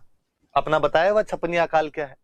ईस्वी सन में 57 जोड़ लो तो 1956, विक्रमी संवत का 1956 चल रहा था 1956 में भयंकर वाला अकाल पड़ा। इस अकाल के समय कृष्ण सिंह ने किसानों के प्रति बड़ी सदास्यता दिखाई। टैक्स कम किए गए, जिन लोगों के पास में अनाज नहीं था उनको अनाज दिया गया। एक बार फिर लगा कि किसानों के कृष्ण सिंह के बीच में थोड़ा मामला सेट बैठ रहा है। उसने खूब सारे किसानों को पटेल घोषित कर दिया, नंबरदार बना दिया, अपने बॉडीगार्ड बना लिए। मतलब बंदे ने साम दाम दंड भेद की नीतियां अपनाकर किसी ना किसी तरीके से आंदोलन को तोड़ने की कोशिश की। कुछ किसान उनके समर्थन में आ गए, अभी भी हो रहा है। तो ये चीज वहां पर भी करने की कोशिश की। तो एक बार थोड़ा सा मामला बैठ गया था। जांच अधिकारी गए, इनको भी वापस आने नहीं दिया, हामिद को भी ढंग की कोई रिपोर्ट तैयार नहीं करने दी। 1899 के बाद में थोड़ा माहौल भी उन्होंने सेट कर दिया अपने हिसाब से। तो एक बार किसानों को लगा भाई ठीक है ठीक ठीक, मामला दब गया। पर इतने में 1903 के अंदर कृष्ण सिंह ने एक नया टैक्स लगा दिया, चौरी कर। चौरी क्या होती है आप जानते हो? घर में जब भी किसी लड़की की शादी हो तो जो यज्ञ कुंड तैयार किया जाता, जो अग्नि कुंड तैयार किया जाता, जिसके चारों तरफ अपने फेरे लेते हैं, वो चौरी। कहा भाई किसी के घर में चौरी बनेगी तो उसको टैक्स देना पड़ेगा। मतलब किसी के घर में लड़के की यदि शादी होगी तो टैक्स देना पड़ेगा। कुछ किताबें कहती है कि 5 रुपए था, कुछ लोग कहते हैं कि 13 रुपए था। अपने सिंपल सा याद रखना है कि चौरी कर था क्या। तो चौरी कर लड़कियों की शादी के समय किसानों से लिया जाता था। किसने लगाया था? तो सामंत कृष्ण सिंह जो बिजोलिया का सामंत था, उसने 1903 के अंदर ही लगा दिया था। किसानों ने कहा यार बेटे का बाप, ये काम ठीक है। राजस्थान वह भूमि है जहां पुराने बुजुर्ग तो किसी गांव से जब गुजरते और उस गांव में टेंट लगा हुआ तो पूछते भाई भाई को ब्याह भाई को, और पता चलता लड़की की शादी है तो बिना जान पहचान के, बिना जात धर्म को देखे हुए कन्यादान दे के जाया करते थे। कन्यादान दिया हुआ तो काम आता है, अच्छा रहता है, शुभ माना जाता है, पुण्य माना जाता है उसको। गांव के अंदर आज भी भाइयों भाइयों में आपस में बनती नहीं है। अब की बात नहीं है, चिरकाल से, महाभारत काल से नहीं बनती है। भाई भाई गांव के अंदर यदि आपस में सुख शांति से रहे तो लोगों को डाउट रहता है कि भाई हो तो तुम भाई भाई, ऐसे कैसे है, तुम्हें लट कैसे नहीं बजे? बजने ही चाहिए। और अक्सर फिर वो अदावतें, वो नाराजगी कहां निकाली जाए? तो वो नाराजगी, अदावतें पूरी तरीके से तब निकाली जाती है जब शादियां आती है। और यदि लड़के की शादी हो तो जिनके शादी होती है फिर उनकी जिनसे लड़ाई हो रखी होती है, वो फिर जो लड़ाई वाले तो कहते हैं हम नहीं जाएंगे। बाकी रिश्तेदार पूरा यूं माहौल बनाते हैं, नहीं माफी मांगो उनसे, बुला के लाओ उन शादी में, वो नहीं आएंगे तो बुरा लगेगा, बाकायदा माफिया माफिया मंगवा देते हैं लड़के की शादी में। पर लड़की की शादी होती है तब नहीं, लड़की का बाप ही नहीं चाहता। उसने भाई सबकी सांझी है, कोई आए तो भली बात और नहीं आए तो भली बात।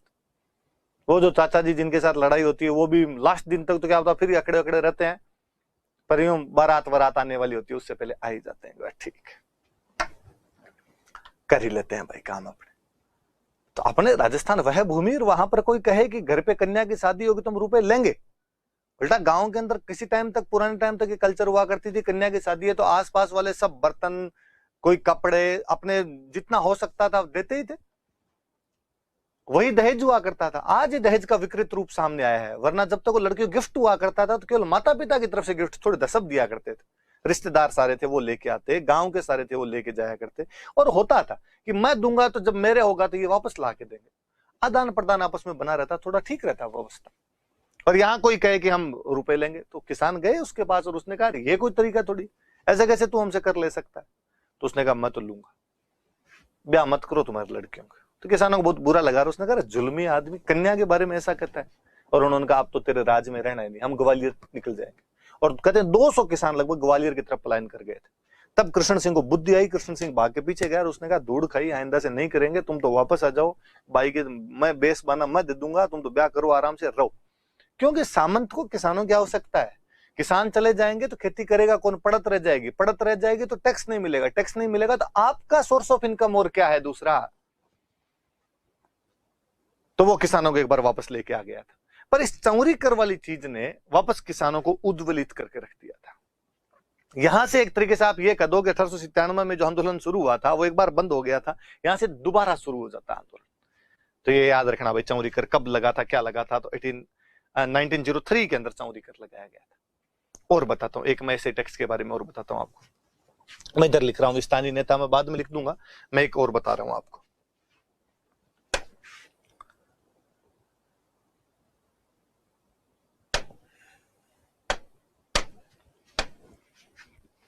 1906 में कृष्ण सिंह की डेथ हो जाती है। कृष्ण सिंह की औलाद नहीं थी, निसंतान मरा, तो हमेशा आपने होता था गोद लेके बना लिया करते थे। पर गोद ना हमेशा आपके मूल जो परिवार होता था वहां से आता था। अशोक परमार जगनेर से आया था, तो जगनेर से एक लड़के को गोद लेके, पृथ्वी सिंह नाम करके एक लड़का हुआ करता था, उसको गोद लाए और इसको राजा बना दिया। ये यहाँ की व्यवस्था, सॉरी सामंत बना दिया। ये यहाँ की व्यवस्थाएं जानता नहीं था। एक सभी रियासतों में एक रिवाज था कि जब भी कोई नया सामंत बनता था वह अपने राजा को एक टैक्स दिया करता था। मैं चाहूंगा कि इस बात पर आप ध्यान दें। कोई भी नया सामंत राजा को एक टैक्स दिया करता था, उस टैक्स को बोलते थे तलवार बंधाई। सुन लेना वापस बात, सामंत द्वारा राजा को दिया जाने वाला कर, या मैं इसको और कहूं तो सक्सेशन फी था, उत्तराधिकार शुल्क हुआ करता था। मैं जब सामंती व्यवस्था पढ़ाऊंगा तो इसके बारे में और पढ़ाऊंगा आपको। ये सक्सेशन फी था, उत्तराधिकार शुल्क था कि सामंत मर गया, अब उसकी जगह जो भी नया सामंत आता वो एक तरीके से राजा को कहता कि आप मुझे मेरे पिता या मेरे से पहले जो थे उनके उत्तराधिकारी, उनके सक्सेसर के रूप में सामंत स्वीकार कीजिए। और ये जो भूमि मेरे दादा परदादा को दी हुई थी, तो हर बार नया सामंत बनता तो राजा कहता अब मैं तेरे नाम रिन्यू कर रहा हूं। एक तरीके से ये उस जागीर का नवीनीकरण शुल्क हुआ करता था, रिन्यूअल फीस हुआ करती थी।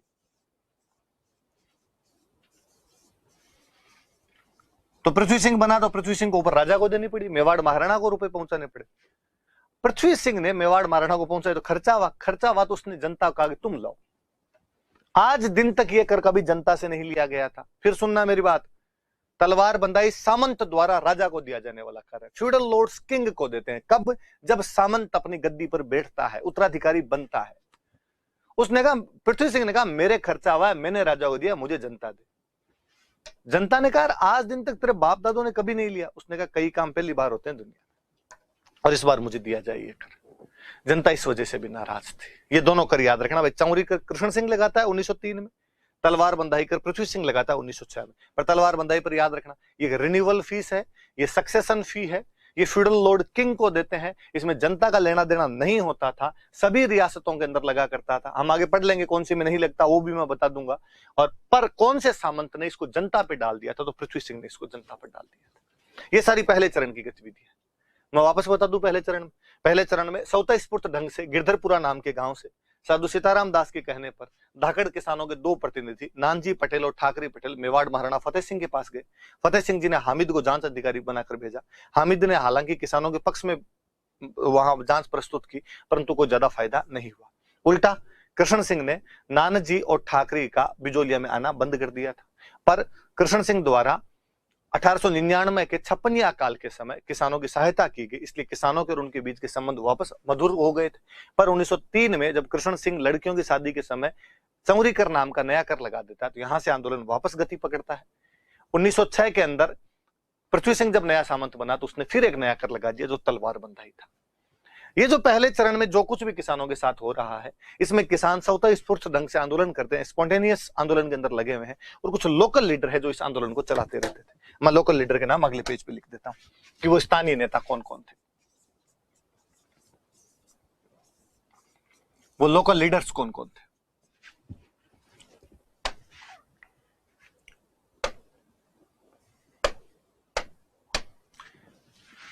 मैं 3 नाम लिखता हूं, देखो। एक थे प्रेमचंद भील, एक थे ब्रह्मदेव और एक थे फतेह करण चारण।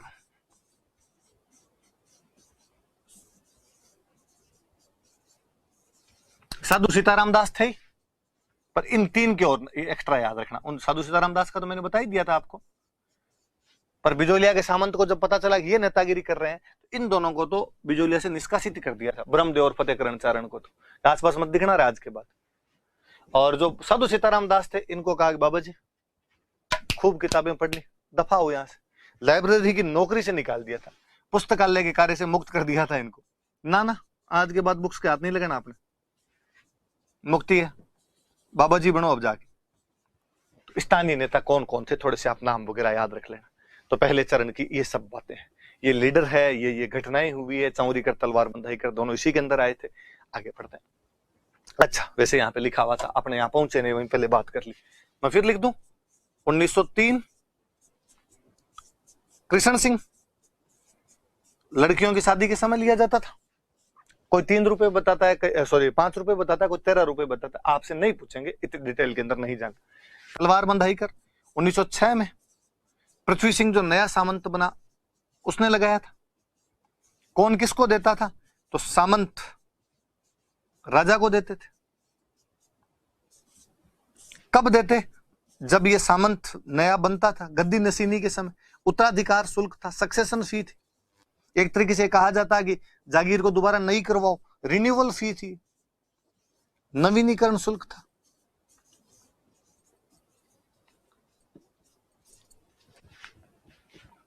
ये भाई 2 चीज अपने और याद रख लेना। पहले चरण की बातें हो गई अपने। पहले चरण के क्या परिणाम निकले? कोई बड़ा परिणाम तो है नहीं, हमने देखा कि कोई बड़ी सफलता नहीं मिली थी, पर 2 चीजें। एक तो किसान अपने अधिकारों के प्रति जागृत हुए, अधिकारों के प्रति, राइट्स के प्रति जागरूकता, एवेकनिंग, और उनको लगा कि नहीं यार,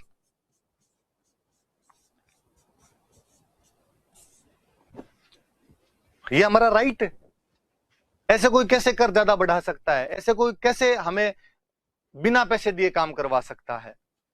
उन्हें पता तो चला कि जो गलत है वो गलत है। वो पिंक मूवी वाला डायलॉग उनके अब समझ में आया कि नो का मतलब नो होता है। नो अपने आप में एक पूरा सेंटेंस है। तो ये एक तो ये चीज है। फिर दूसरा, उन्होंने सामंती शोषण का विरोध करना शुरू किया।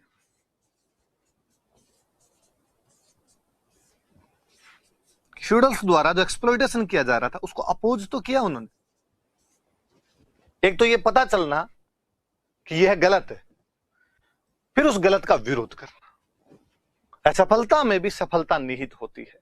पहला चरण भले ही सफल नहीं हो पाया हो, बड़ी सफलता नहीं मिली हो, लेकिन फिर भी कम से कम 2 चीजें तो पता चली। फ्यूडल लॉर्ड्स जो है वो एक्सप्लॉइटेशन करते हैं अपना, उसका विरोध करना शुरू किया, अपने अधिकार पता लगे उन लोगों को। तो 2 चीजें पता रखना भाई। अब दूसरा चरण शुरू होता है। दूसरे चरण में इनको एक नेता मिले, विजय सिंह पथिक। विजय सिंह पथिक के बारे में मैं जब आगे स्वतंत्रता सेनानी पढ़ाऊंगा तो मैं और पढ़ाऊंगा। राजस्थान के एक बहुत बड़े स्वतंत्रता सेनानी प्रातः स्मरणीय गोपाल सिंह खरवा, उनके सहयोगी हुआ करते थे विजय सिंह पथिक। और इन लोगों ने अजमेर में क्रांति करने की कोशिश की थी। हम पढ़ेंगे कि 1915 के आसपास रास बिहारी बोस और सचिंदर सान्याल अंग्रेजों के खिलाफ पूरे भारत में एक आर्म्ड रिबेलियन करने का प्रयास करते हैं, सशस्त्र क्रांति करने का प्रयास करते हैं। और विजय सिंह पथिक को कहते हैं इसके लिए राजस्थान भेजा गया था। गोपाल सिंह खरवा के सहयोगी के रूप में वो यहाँ काम कर रहे थे, पर अंग्रेजों को योजना की भनक लग गई थी, उनको पहले ही पकड़ लिया गया था, पर ये लोग जेल तोड़कर भाग गए थे। विजय सिंह पथिक वास्तव में यूपी के बुलंदशहर के रहने वाले थे, भूप सिंह उनका वास्तविक नाम था, पर जेल से भागे उसके बाद उन्होंने नाम बदल कर लिया था विजय सिंह। दाढ़ी वाड़ी बढ़ा ली थी थोड़ी, ताकि भेष ही चेंज हो जाए, लोगों को समझ में नहीं आएगी ये भूप सिंह है।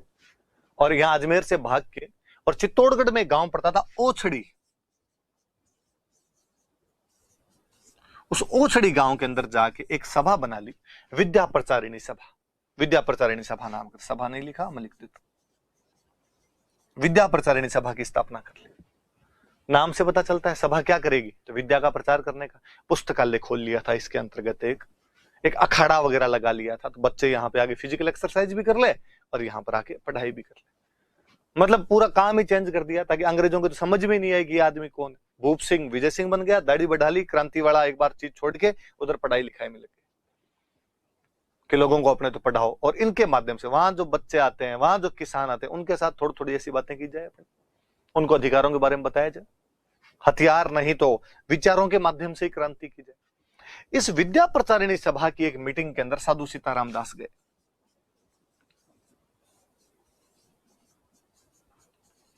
और साधु सीताराम दास ने विजय सिंह पथिक को कहा कि अरे सर, कितना अच्छा पढ़ाते हो आप, कितना अच्छा बोलते हो, पॉलिटिक्स ज्वाइन कर लेनी चाहिए सर आपको।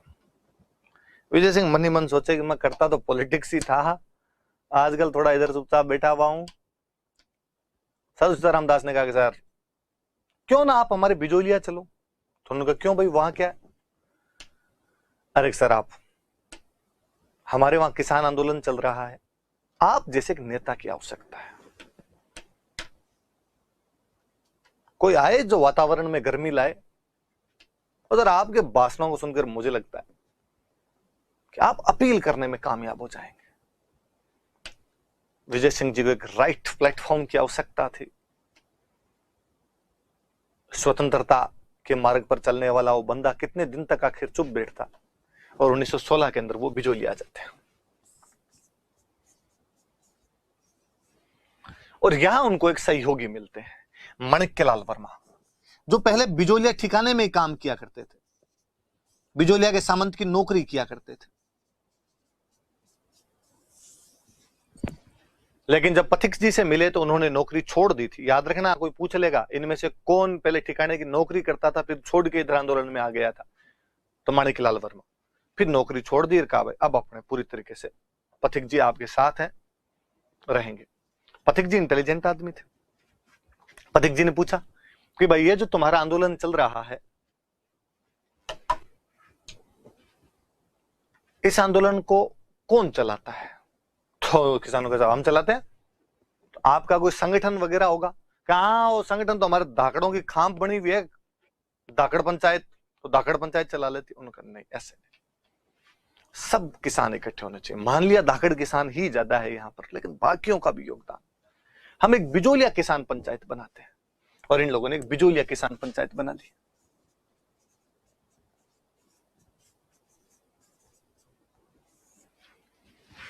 किसानों को, कईयों को लेके एक पंचायत बना ली। अब का इसकी जो केंद्रीय समिति होगी उसका नाम था उपरमाल पंच बोर्ड। पंच मतलब 5 जनों, 5 पंच है, बाकी अपने इनकी बात मानेंगे। पंचायत में तो अपने सारे हैं, पर ये 5 मुख्य पंच है, इनकी बात अपने को माननी। का ठीक है। तो पंचों में सरपंच कौन हो? तो सरपंच थे मन्नाराम जी।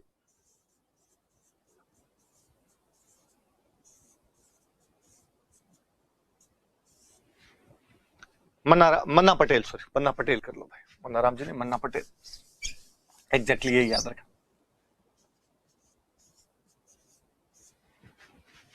मन्ना पटेल को इसका प्रमुख बना दिया गया। वहां बिजोलिया में एक गांव पड़ता था बेरीसाल।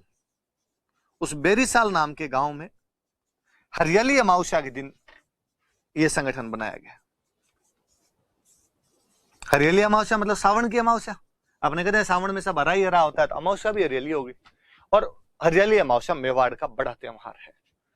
उदयपुर में बहुत बड़ा मेला भरता है हरियाली अमावस्या का।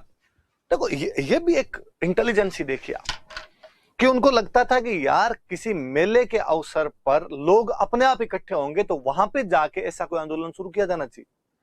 वरना आप सोचिए, उस समय lack of transportation and communication, जब यातायात और संचार के साधनों की कमी थी, तब लोगों को इकट्ठा करना कितना मुश्किल रहता होगा। इसलिए कहा कि जहां लोग इकट्ठे होते हैं वहां अपने चल रहे। लोग इकट्ठे किस में होते हैं? मेले पे तो इकट्ठे होंगे। मेला कौन सा पास में? तो हरियाली अमावस्या। कहां पे लगेगा? तो बेरीसाल के अंदर लगेगा। यहां गए, किसानों को जाकर कहा कि उपरमाल पंच बोर्ड बनाया जाए। मन्ना पटेल को इसका अध्यक्ष बना दिया। मन्ना जी इसके अध्यक्ष। मन्ना जी ने ठीक है, मैं संभाल लूंगा। तो 1917 के अंदर ये सब कार्रवाइयां की गई। और जानते थे विजय सिंह जी कि बिना युवाओं के पार नहीं पड़ेगी। किसी भी आंदोलन को युवा मूल आधार होते हैं। और उन्होंने युवाओं को कहा कि युवाओं, तुम्हें नहीं लगता कि तुम्हें भी इस आंदोलन के अंदर भाग लेना चाहिए? यदि युवा है आंदोलन में भाग नहीं ले तो शर्म आनी चाहिए, और तुम भी इस आंदोलन के पार्ट बनो। युवाओं का अक्सर पक्का, आप तो बताओ क्या करना है? तो आपको तो उपरमाल की सेवा करनी, उपरमाल की सेवा करो। ठीक है, तो युवाओं की कमेटी बनाएगी, उपरमाल सेवा समिति। यूथ। विजय सिंह जी जानते थे कि आंदोलन के अंदर दरियां बिछानी पड़ती है, कुर्सियां लगानी पड़ती है, पानी छिड़कना पड़ता है कहीं।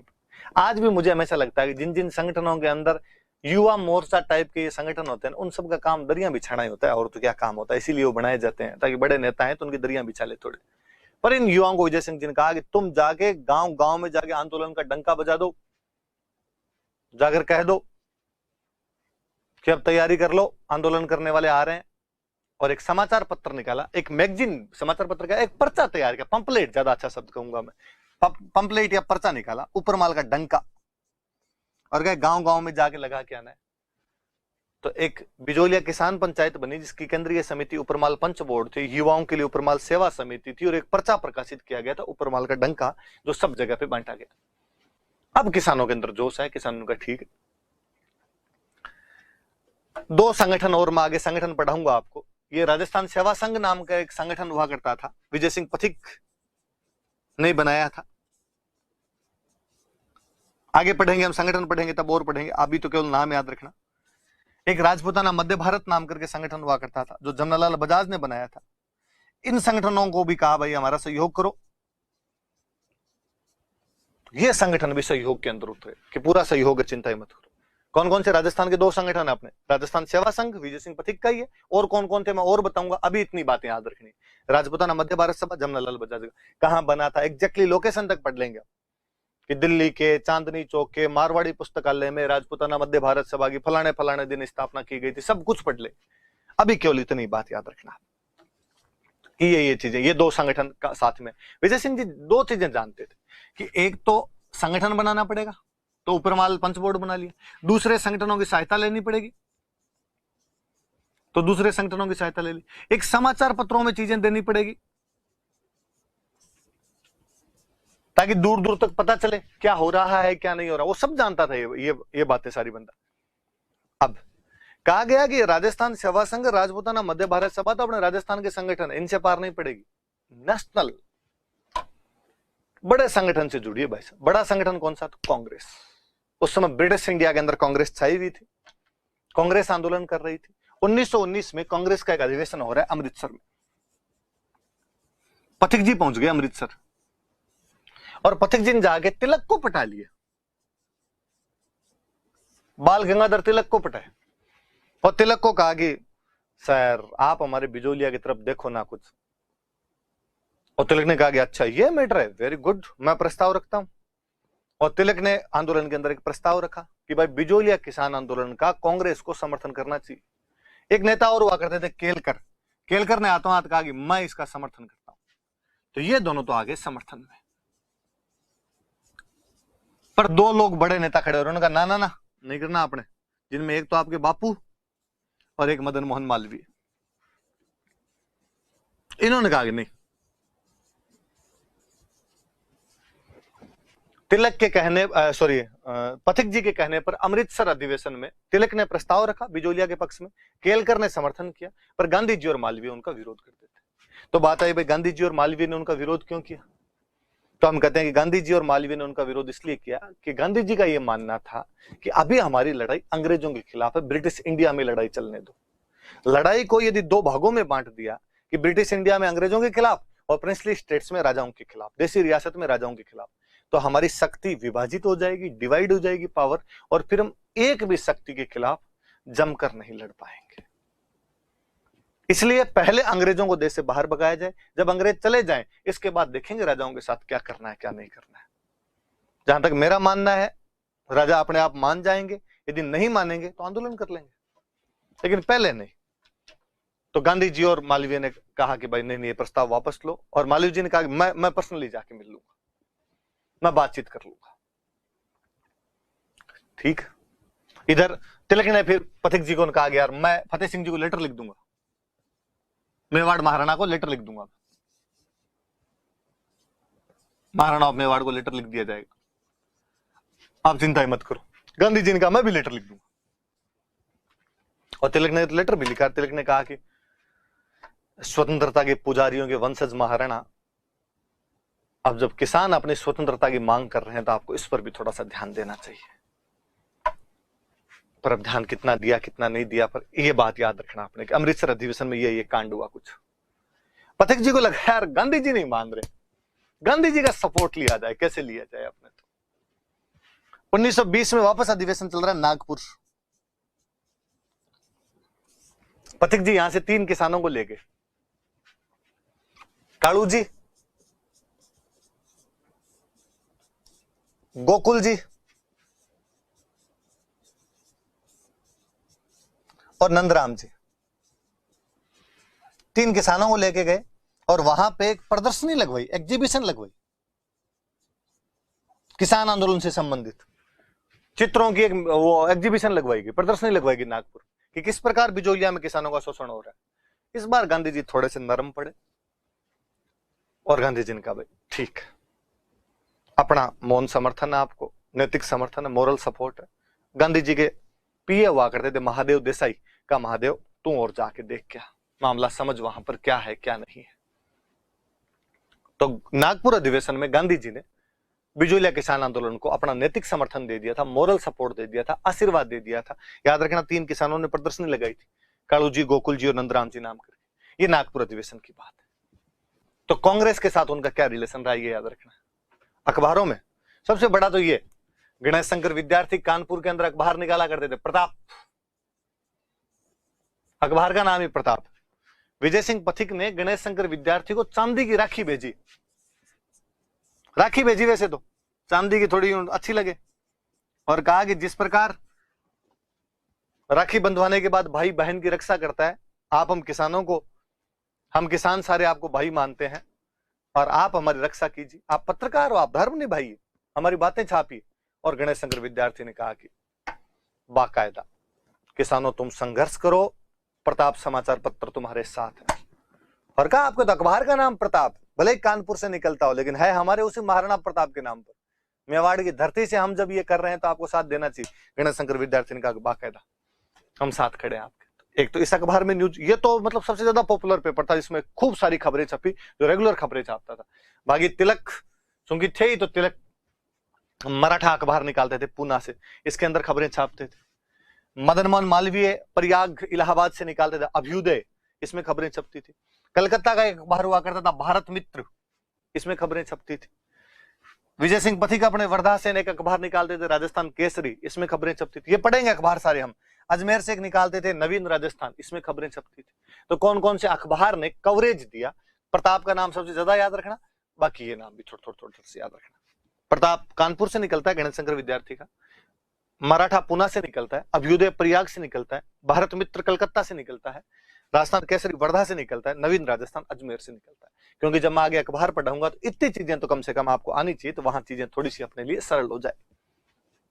आगे बढ़ते हैं।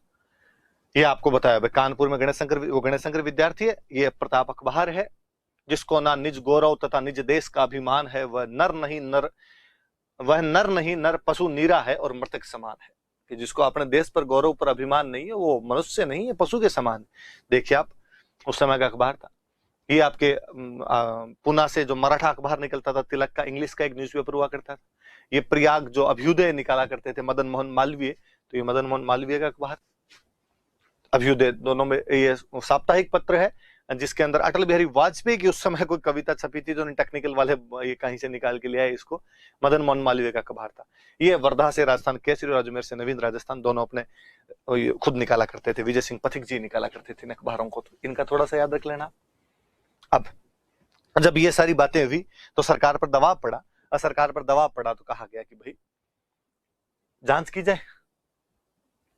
तो मेवाड़ की सरकार ने, जब इतने बाहर से दबाव है, तो मेवाड़ की सरकार ने कमीशन बनाया, बिंदुलाल भट्टाचार्य आयोग बनाया। मांडलगढ़ के हाकिम हुआ करते थे बिंदुलाल भट्टाचार्य, 2 बंदे और, एक अफजल अली जज हुआ करते थे, एक अमर सिंह। पृथ्वी सिंह भी जो सामंत था बिजोलिया वाला, उसकी मृत्यु हो गई थी, और एक नया सामंत बना था केसरी सिंह। केसरी सिंह बच्चा था, इसलिए मेवाड़ रियासत की तरफ से 2 बंदों को अपॉइंट किया गया था व्यवस्था देखने के लिए। एक तो अमर सिंह और एक डूंगर सिंह नाम के 2 आदमी थे, जिनको अपॉइंट किया गया। अमर सिंह को इस आयोग में भी लिया गया था। तो बिंदुलाल भट्टाचार्य आयोग में बिंदुलाल भट्टाचार्य जो कि मांडलगढ़ के हाकिम है, अफजल अली जो कि एक न्यायाधीश है, और अमर सिंह जो कि एक बिजोलिया ठिकाने के जो सामंत है, अमर सिंह केसरी सिंह, उसके प्रशासक मान लो, उसके संरक्षक मान लो, गार्जियन मान लो, एडमिनिस्ट्रेटर मान लो। इनको कहा भाई आप बताइए। पर इस आयोग ने रिपोर्ट तो दी, कई चीजें बताई भाई ये किया जाना चाहिए, लेकिन कोई फायदा हुआ नहीं और उसको लागू नहीं किया गया। सामंत ने उनको लागू नहीं किया। तो राजपूताना मध्य भारत जो संगठन हुआ करता था, इसने कहा कि हम बनाएंगे, हम अलग से हमारा आयोग बनाएंगे, हम जांच करवाएंगे। भवानी दयाल की अध्यक्षता में एक आयोग बनाया जाएगा, और भवानी दयाल जी चेक करके बताएंगे क्या हो रहा है क्या नहीं हो रहा है। तो मेवाड़ महाराणा को लगा कि दिक्कत हो जाएगी, इसका मतलब बाहर की एजेंसी आके जांच करेगी। उन्होंने कहा कि नहीं, मेवाड़ के अंदर जांच तो हम ही करेंगे। तो आपने बनाया ना बिंदुलाल भट्टाचार्य, अफजल अली, अमर सिंह वाला आयोग, कोई जांच हुई तो नहीं। तो उनका ठीक है, मैं दूसरा बना देता हूँ। तो दूसरा कमीशन बना। 2 कमीशन बने थे भाई, याद रखना। क्यों? क्योंकि राजपूताना मध्य भारत सभा करेगी, भवानी दाल जाके जांच करेगा, और मेवाड़ सरकार ये नहीं चाहती कि बाहर की एजेंसी आगे जांच करे, तो दूसरा आयोग बना। राज सिंह बेदला, बेदला के सामंत थे, एक तक सिंह मेहता और एक रमाकांत मालवीय। मेवाड़ का सुप्रीम कोर्ट हुआ करता था महाइंद्राज सभा, याद रखना, मेवाड़ के सुप्रीम कोर्ट का नाम था, और ये उस महाइंद्राज सभा के प्रमुख थे उस समय, चीफ जस्टिस टाइप के थे रमाकांत मालवीय। तो इनको और ले लिया कि भाई आप तीनों, तो 2 आयोग बने, एक बिंदुलाल भट्टाचार्य, अफजल अली और आपके अमर सिंह, एक आपके राज सिंह बेदला, तक सिंह मेहता और रमाकांत मालवीय वाले 2 कमीशन बनाए गए थे। अब ये बातें अंग्रेजों को पता चली कि यार इस प्रकार से कमीशन वगैरह बन रहे हैं, कोई मामला आगे नहीं बढ़ रहा है। उस समय अंग्रेजों का जो एजीजी था वो हुआ करता था रॉबर्ट हॉलैंड। इधर मेवाड़ की सरकार ने कहा यार ये तो ठीक दबाव अपने से 2 आंदोलन बनवा लिए, तो उन्होंने कहा कि इस पथिक को गिरफ्तार करो, इसको बहुत दिन हो गए। तो पथिक भूमिगत हो गए, अंडरग्राउंड हो गए, और एक गांव में जाकर रहने लगे, उमा जी का खेड़ा। याद रखना भाई, इस गांव का नाम पूछ सकता है कि पथिक ने फिर आंदोलन कहां से चलाया था। यहां से आंदोलन चला, उमा जी का खेड़ा।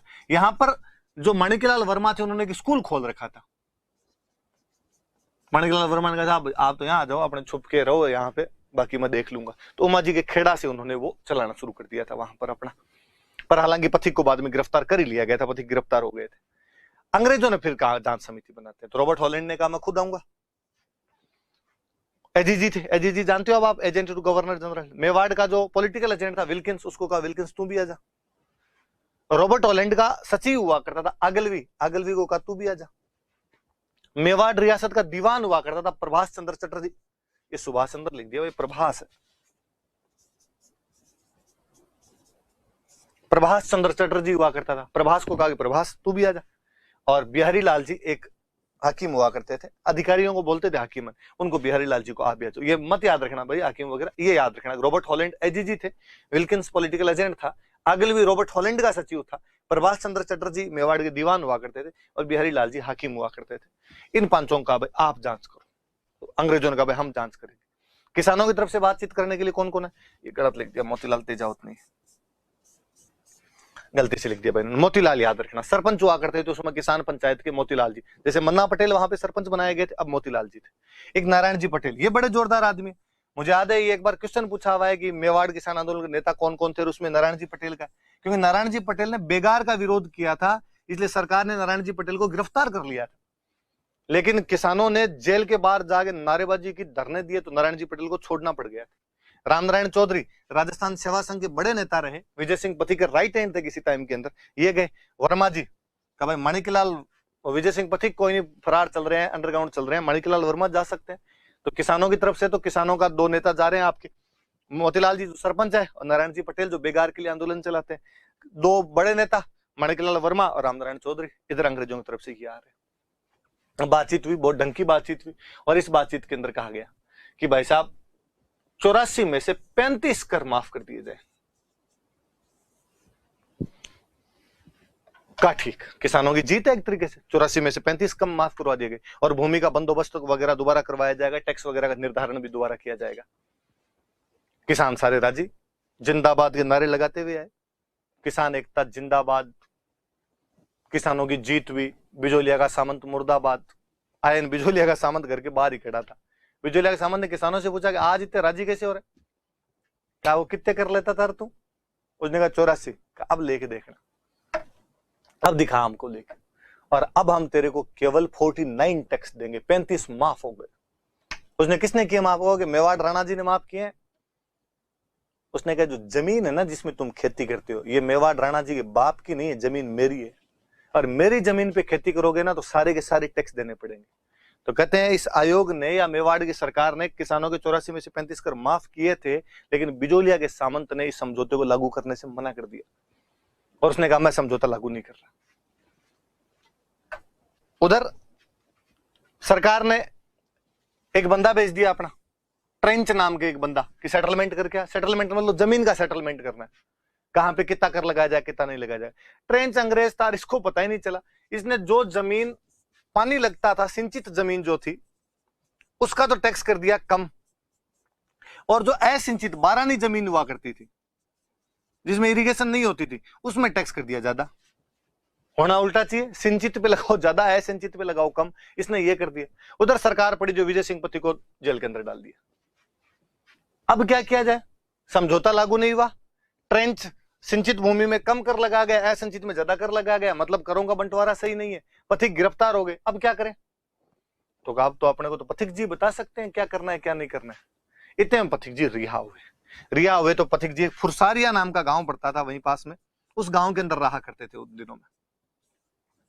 किसान पथिक जी के पास में फुरसारिया गए और फुरसारिया जाके कहा कि साहब अब आप ही बताओ हम क्या करें और क्या नहीं करें, हमारे तो ऐसे ऐसे टैक्स लगा के छोड़ गए। विजय सिंह पथिक ने कहा एक मंत्र देता हूं, आप तो एक काम करो, ये जो बारानी जमीन है जिसपे ज्यादा कर लगाए ये सामंत को वापस दे दो, सामंत को लौटा दो, उसे रख तेरी जमीन। टैक्स किस बात का है? क्योंकि आप उसकी, वो ये कहता जमीन मेरी है, आप इसको यहाँ पे खेती करोगे तो टैक्स लगेगा, आपको तो हम जमीन रख ही नहीं रहे, तू ले ले। जब जमीन ही नहीं तो टैक्स किस बात के? तो कोई टैक्स नहीं लगेगा। तो किसानों का फिर विजय पथिक ने कहा यार आप समझते नहीं बात को, सामंत जमीन को लेके क्या कर लेगा? तो जब आप सारे उसको जमीन लौटा दोगे तो वो तो आपके थोड़े नोरे करेगा, आपके हाथ जोड़ेगा और वो तो कहेगा कि यार गलती होगी, जमीन वापस ले जाओ, खेती करो और मैं तुम्हारे कर कम कर दूंगा। और तब आप कहना कि पहले तो 35 माफ करवाए थे, अब तो हम 35 ही देंगे, बाकी माफ कर। किसानों ने कहा ऐसा हो सकता है पक्का? पथिक जी ने कहा पहले इस्तेमाल करो फिर विश्वास करो। किसानों ने कहा ठीक। और किसान दूसरे दिन इकट्ठे होके गए बिजोलिया के सामंत के बाद, बाहर क्या कर रहा था कल?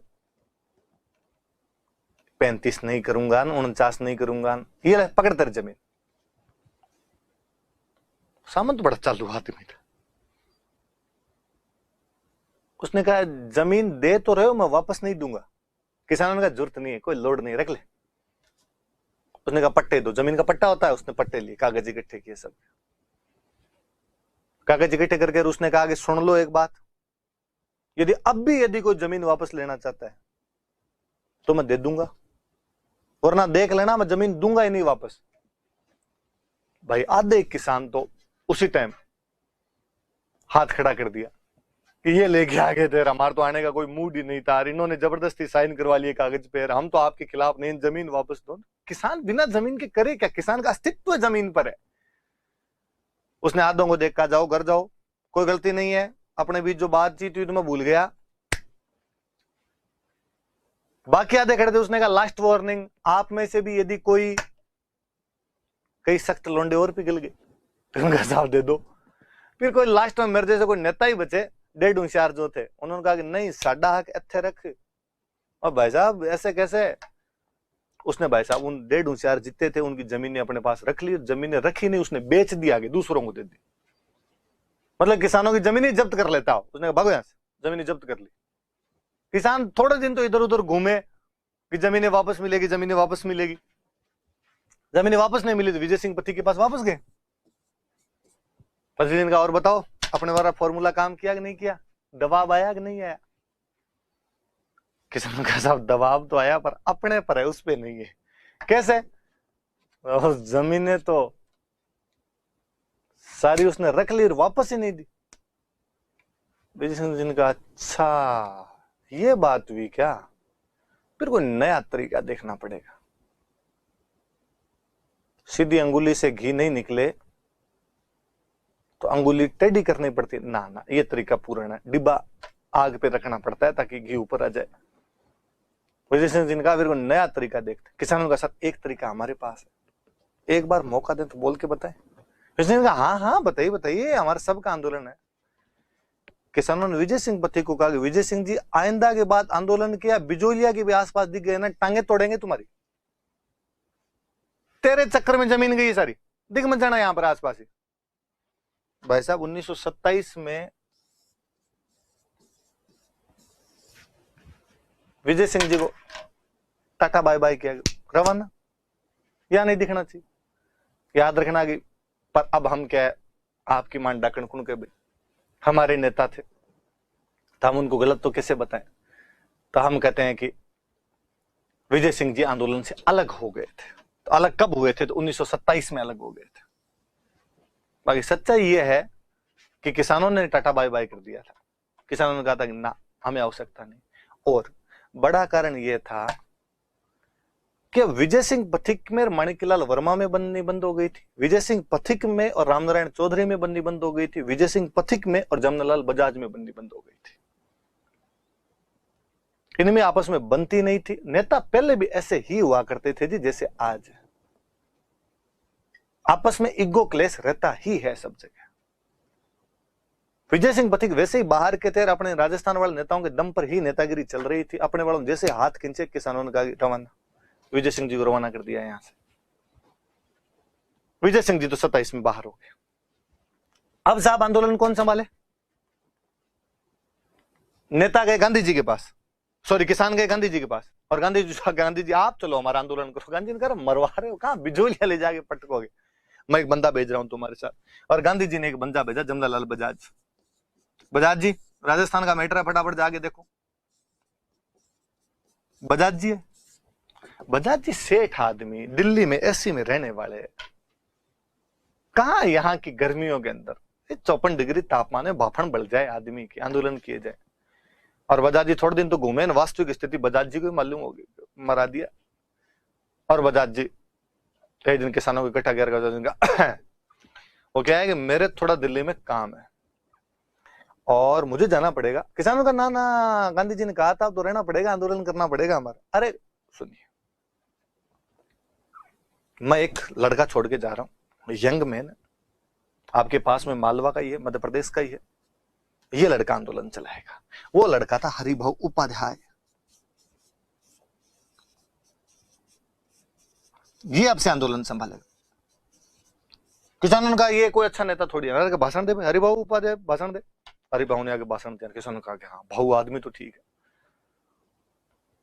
तो तीसरे चरण में अपने भाऊ आंदोलन के नेता बन गए थे। मैं जब भी इस बिजोलिया किसान आंदोलन को देखता हूं तो मुझे लगता है खो खो बना दिया इस बिजोलिया किसान आंदोलन को। किसान गांधी जी के पास गए, आप नेतागिरी करो, खो उनको दिया। गांधी जी आगे का जमनालाल बजाज को, बजाज के आगे हरिभाऊ उपाध्याय को। कुछ तो आंदोलन ढंग से चला हो रहे, इतने में और लफड़ा हुआ है। 1938 के आसपास में माणिक्यलाल वर्मा एक नया फंड शुरू कर लेते हैं, आगे हम पढ़ेंगे प्रजामंडल आंदोलन। और माणिक्यलाल वर्मा ने प्रजामंडल बना लिया, जनता का एक संगठन बना लिया और कहा जनता को शासन के अधिकार दो। राज्य ने कहा अच्छा, इतने दिन तो खाली किसान अपने टैक्स की मांग कर रहे थे, अब तुम्हें राज और चाहिए, अब तो कुछ ही नहीं देंगे। तब किसान उस समय मेवाड़ के प्रधानमंत्री हुआ करते थे, वी राघवाचारी, ये प्रधानमंत्री थे। और मोहन सिंह मेहता रेवेन्यू मिनिस्टर हुआ करते थे, राजस्व मंत्री थे। किसान इनके पास गए, इनको जाके किसानों ने कहा हाथा जोड़ी है, हम तो कोई प्रजामंडल मांगे न कोई और मांगे, और जमीनें जब्त कर ली थी, दे दो, थोड़ा टैक्स वैक्स कम करवा दो साहब। तो फाइनली 1941 के अंदर जाके इन मोहन सिंह मेहता ने और वी राघवाचारी ने किसानों के और रियासत के बीच में, किसानों के और सामंत के बीच में समझौता करवाया, और समझौता करवा के इनकी जो जब्त जमीनें थी वापस दी, और जो भी टैक्स वगैरह कम करवाने थे वो टैक्स वगैरह कम करवाए।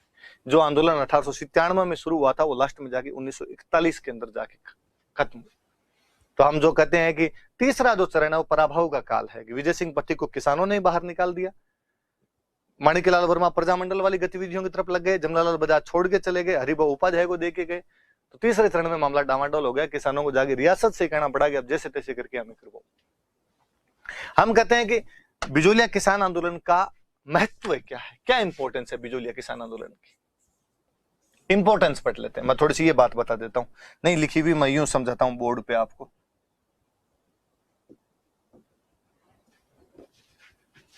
एक तो ये राजस्थान का प्रथम ऑर्गेनाइज्ड पीजेंट मूवमेंट है, प्रथम संगठित किसान आंदोलन है।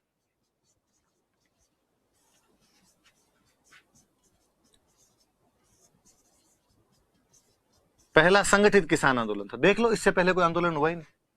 हम कहते हैं विश्व का सबसे लंबा अहिंसक आंदोलन है, 44 साल चला है भाई साहब। विश्व का सर्वाधिक लंबा नॉन वायलेंट, देख लो, कोई मिनख मरने की कैसी कोई बात नहीं आई, अहिंसक आंदोलन था, देख लो 44 साल चला। एक तो बड़ी जोरदार बात बताऊं, इस आंदोलन के दौरान एक भी पैसे का चंदा बाहर से नहीं लिया गया था, सारा का सारा जो पैसा था बिजोलिया किसानों ने लगाया था। ये उन लोगों का स्वाभिमान, ये उन लोगों के स्वावलंबन को दिखाता है। याद रखना ये बात, स्वावलंबन मतलब अपना काम अपने हाथ। चंदा बाहर से नहीं लिया था इन लोगों ने, ना साहब बाहर से कोई पैसा नहीं, हम खुद लगाएंगे, हमारी जब समस्या है तो हम लड़ेंगे इसमें। और बड़ी बात, इस आंदोलन ने अन्य आंदोलनों के लिए प्रेरणा स्रोत का कार्य किया था।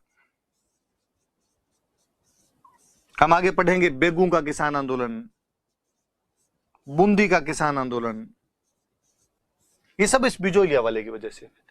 हम कहते हैं और कुछ हो नहीं हो, आंदोलन से पॉलिटिकल अवेकनिंग जरूर आई थी, राजनीतिक जागरूकता। भले कभी खत्म हुआ हो, कितनी बातें सही रही कितनी नहीं रही, राजनीतिक जागरूकता आई। और किसानों के साथ साथ महिलाएं और बच्चे भी आंदोलन में शरीक हुए थे। यूथ तो हम पढ़ ही रहे हैं, महिलाएं थी, बच्चे थे, ये भी इस आंदोलन। और बड़ी बात, ये राष्ट्रीय आंदोलन से राजस्थान को जोड़ता है। नेशनल मूवमेंट से कोई कड़ी अपने को जोड़ती है तो बिजोलिया है कि पथिक अमृतसर अधिवेशन में जा रहे हैं, नागपुर अधिवेशन में जा रहे हैं, गांधी जी तिलक लेटर लिख रहे हैं, मदन मोहन मालवीय मिलने के लिए आ रहे हैं, जमनालाल बजाज आ रहे हैं, महादेव देसाई आ रहे हैं, ये बातें याद रखना। फर्स्ट ऑर्गेनाइज्ड पीजेंट मूवमेंट है, world's longest non violent movement है। स्वाभिमान या सेल्फ रेस्पेक्ट किसानों की देखिए आपकी, उन्होंने बाहर से कोई चंदा वगैरह नहीं लिया था। इंस्पिरेशन का काम करता है अदर पीजेंट मूवमेंट्स के लिए जो आगे आने वाले, बेगू बूंदी के लिए पॉलिटिकल अवेकनिंग लेके आता है। न केवल किसानों में बल्कि महिलाएं बच्चे भी इसमें शरीक हुए थे, ज्वाइन किया था उन्होंने। और सबसे बड़ी बात कि ये हमें नेशनल मूवमेंट के साथ कनेक्ट करता है। ये हमारा बिजोलिया किसान आंदोलन था, आरपीसी का फेवरेट टॉपिक है। हर बार प्री मेंस इंटरव्यू में कहीं ना कहीं वो पूछती है, आप लोग ढंग से तैयार करना।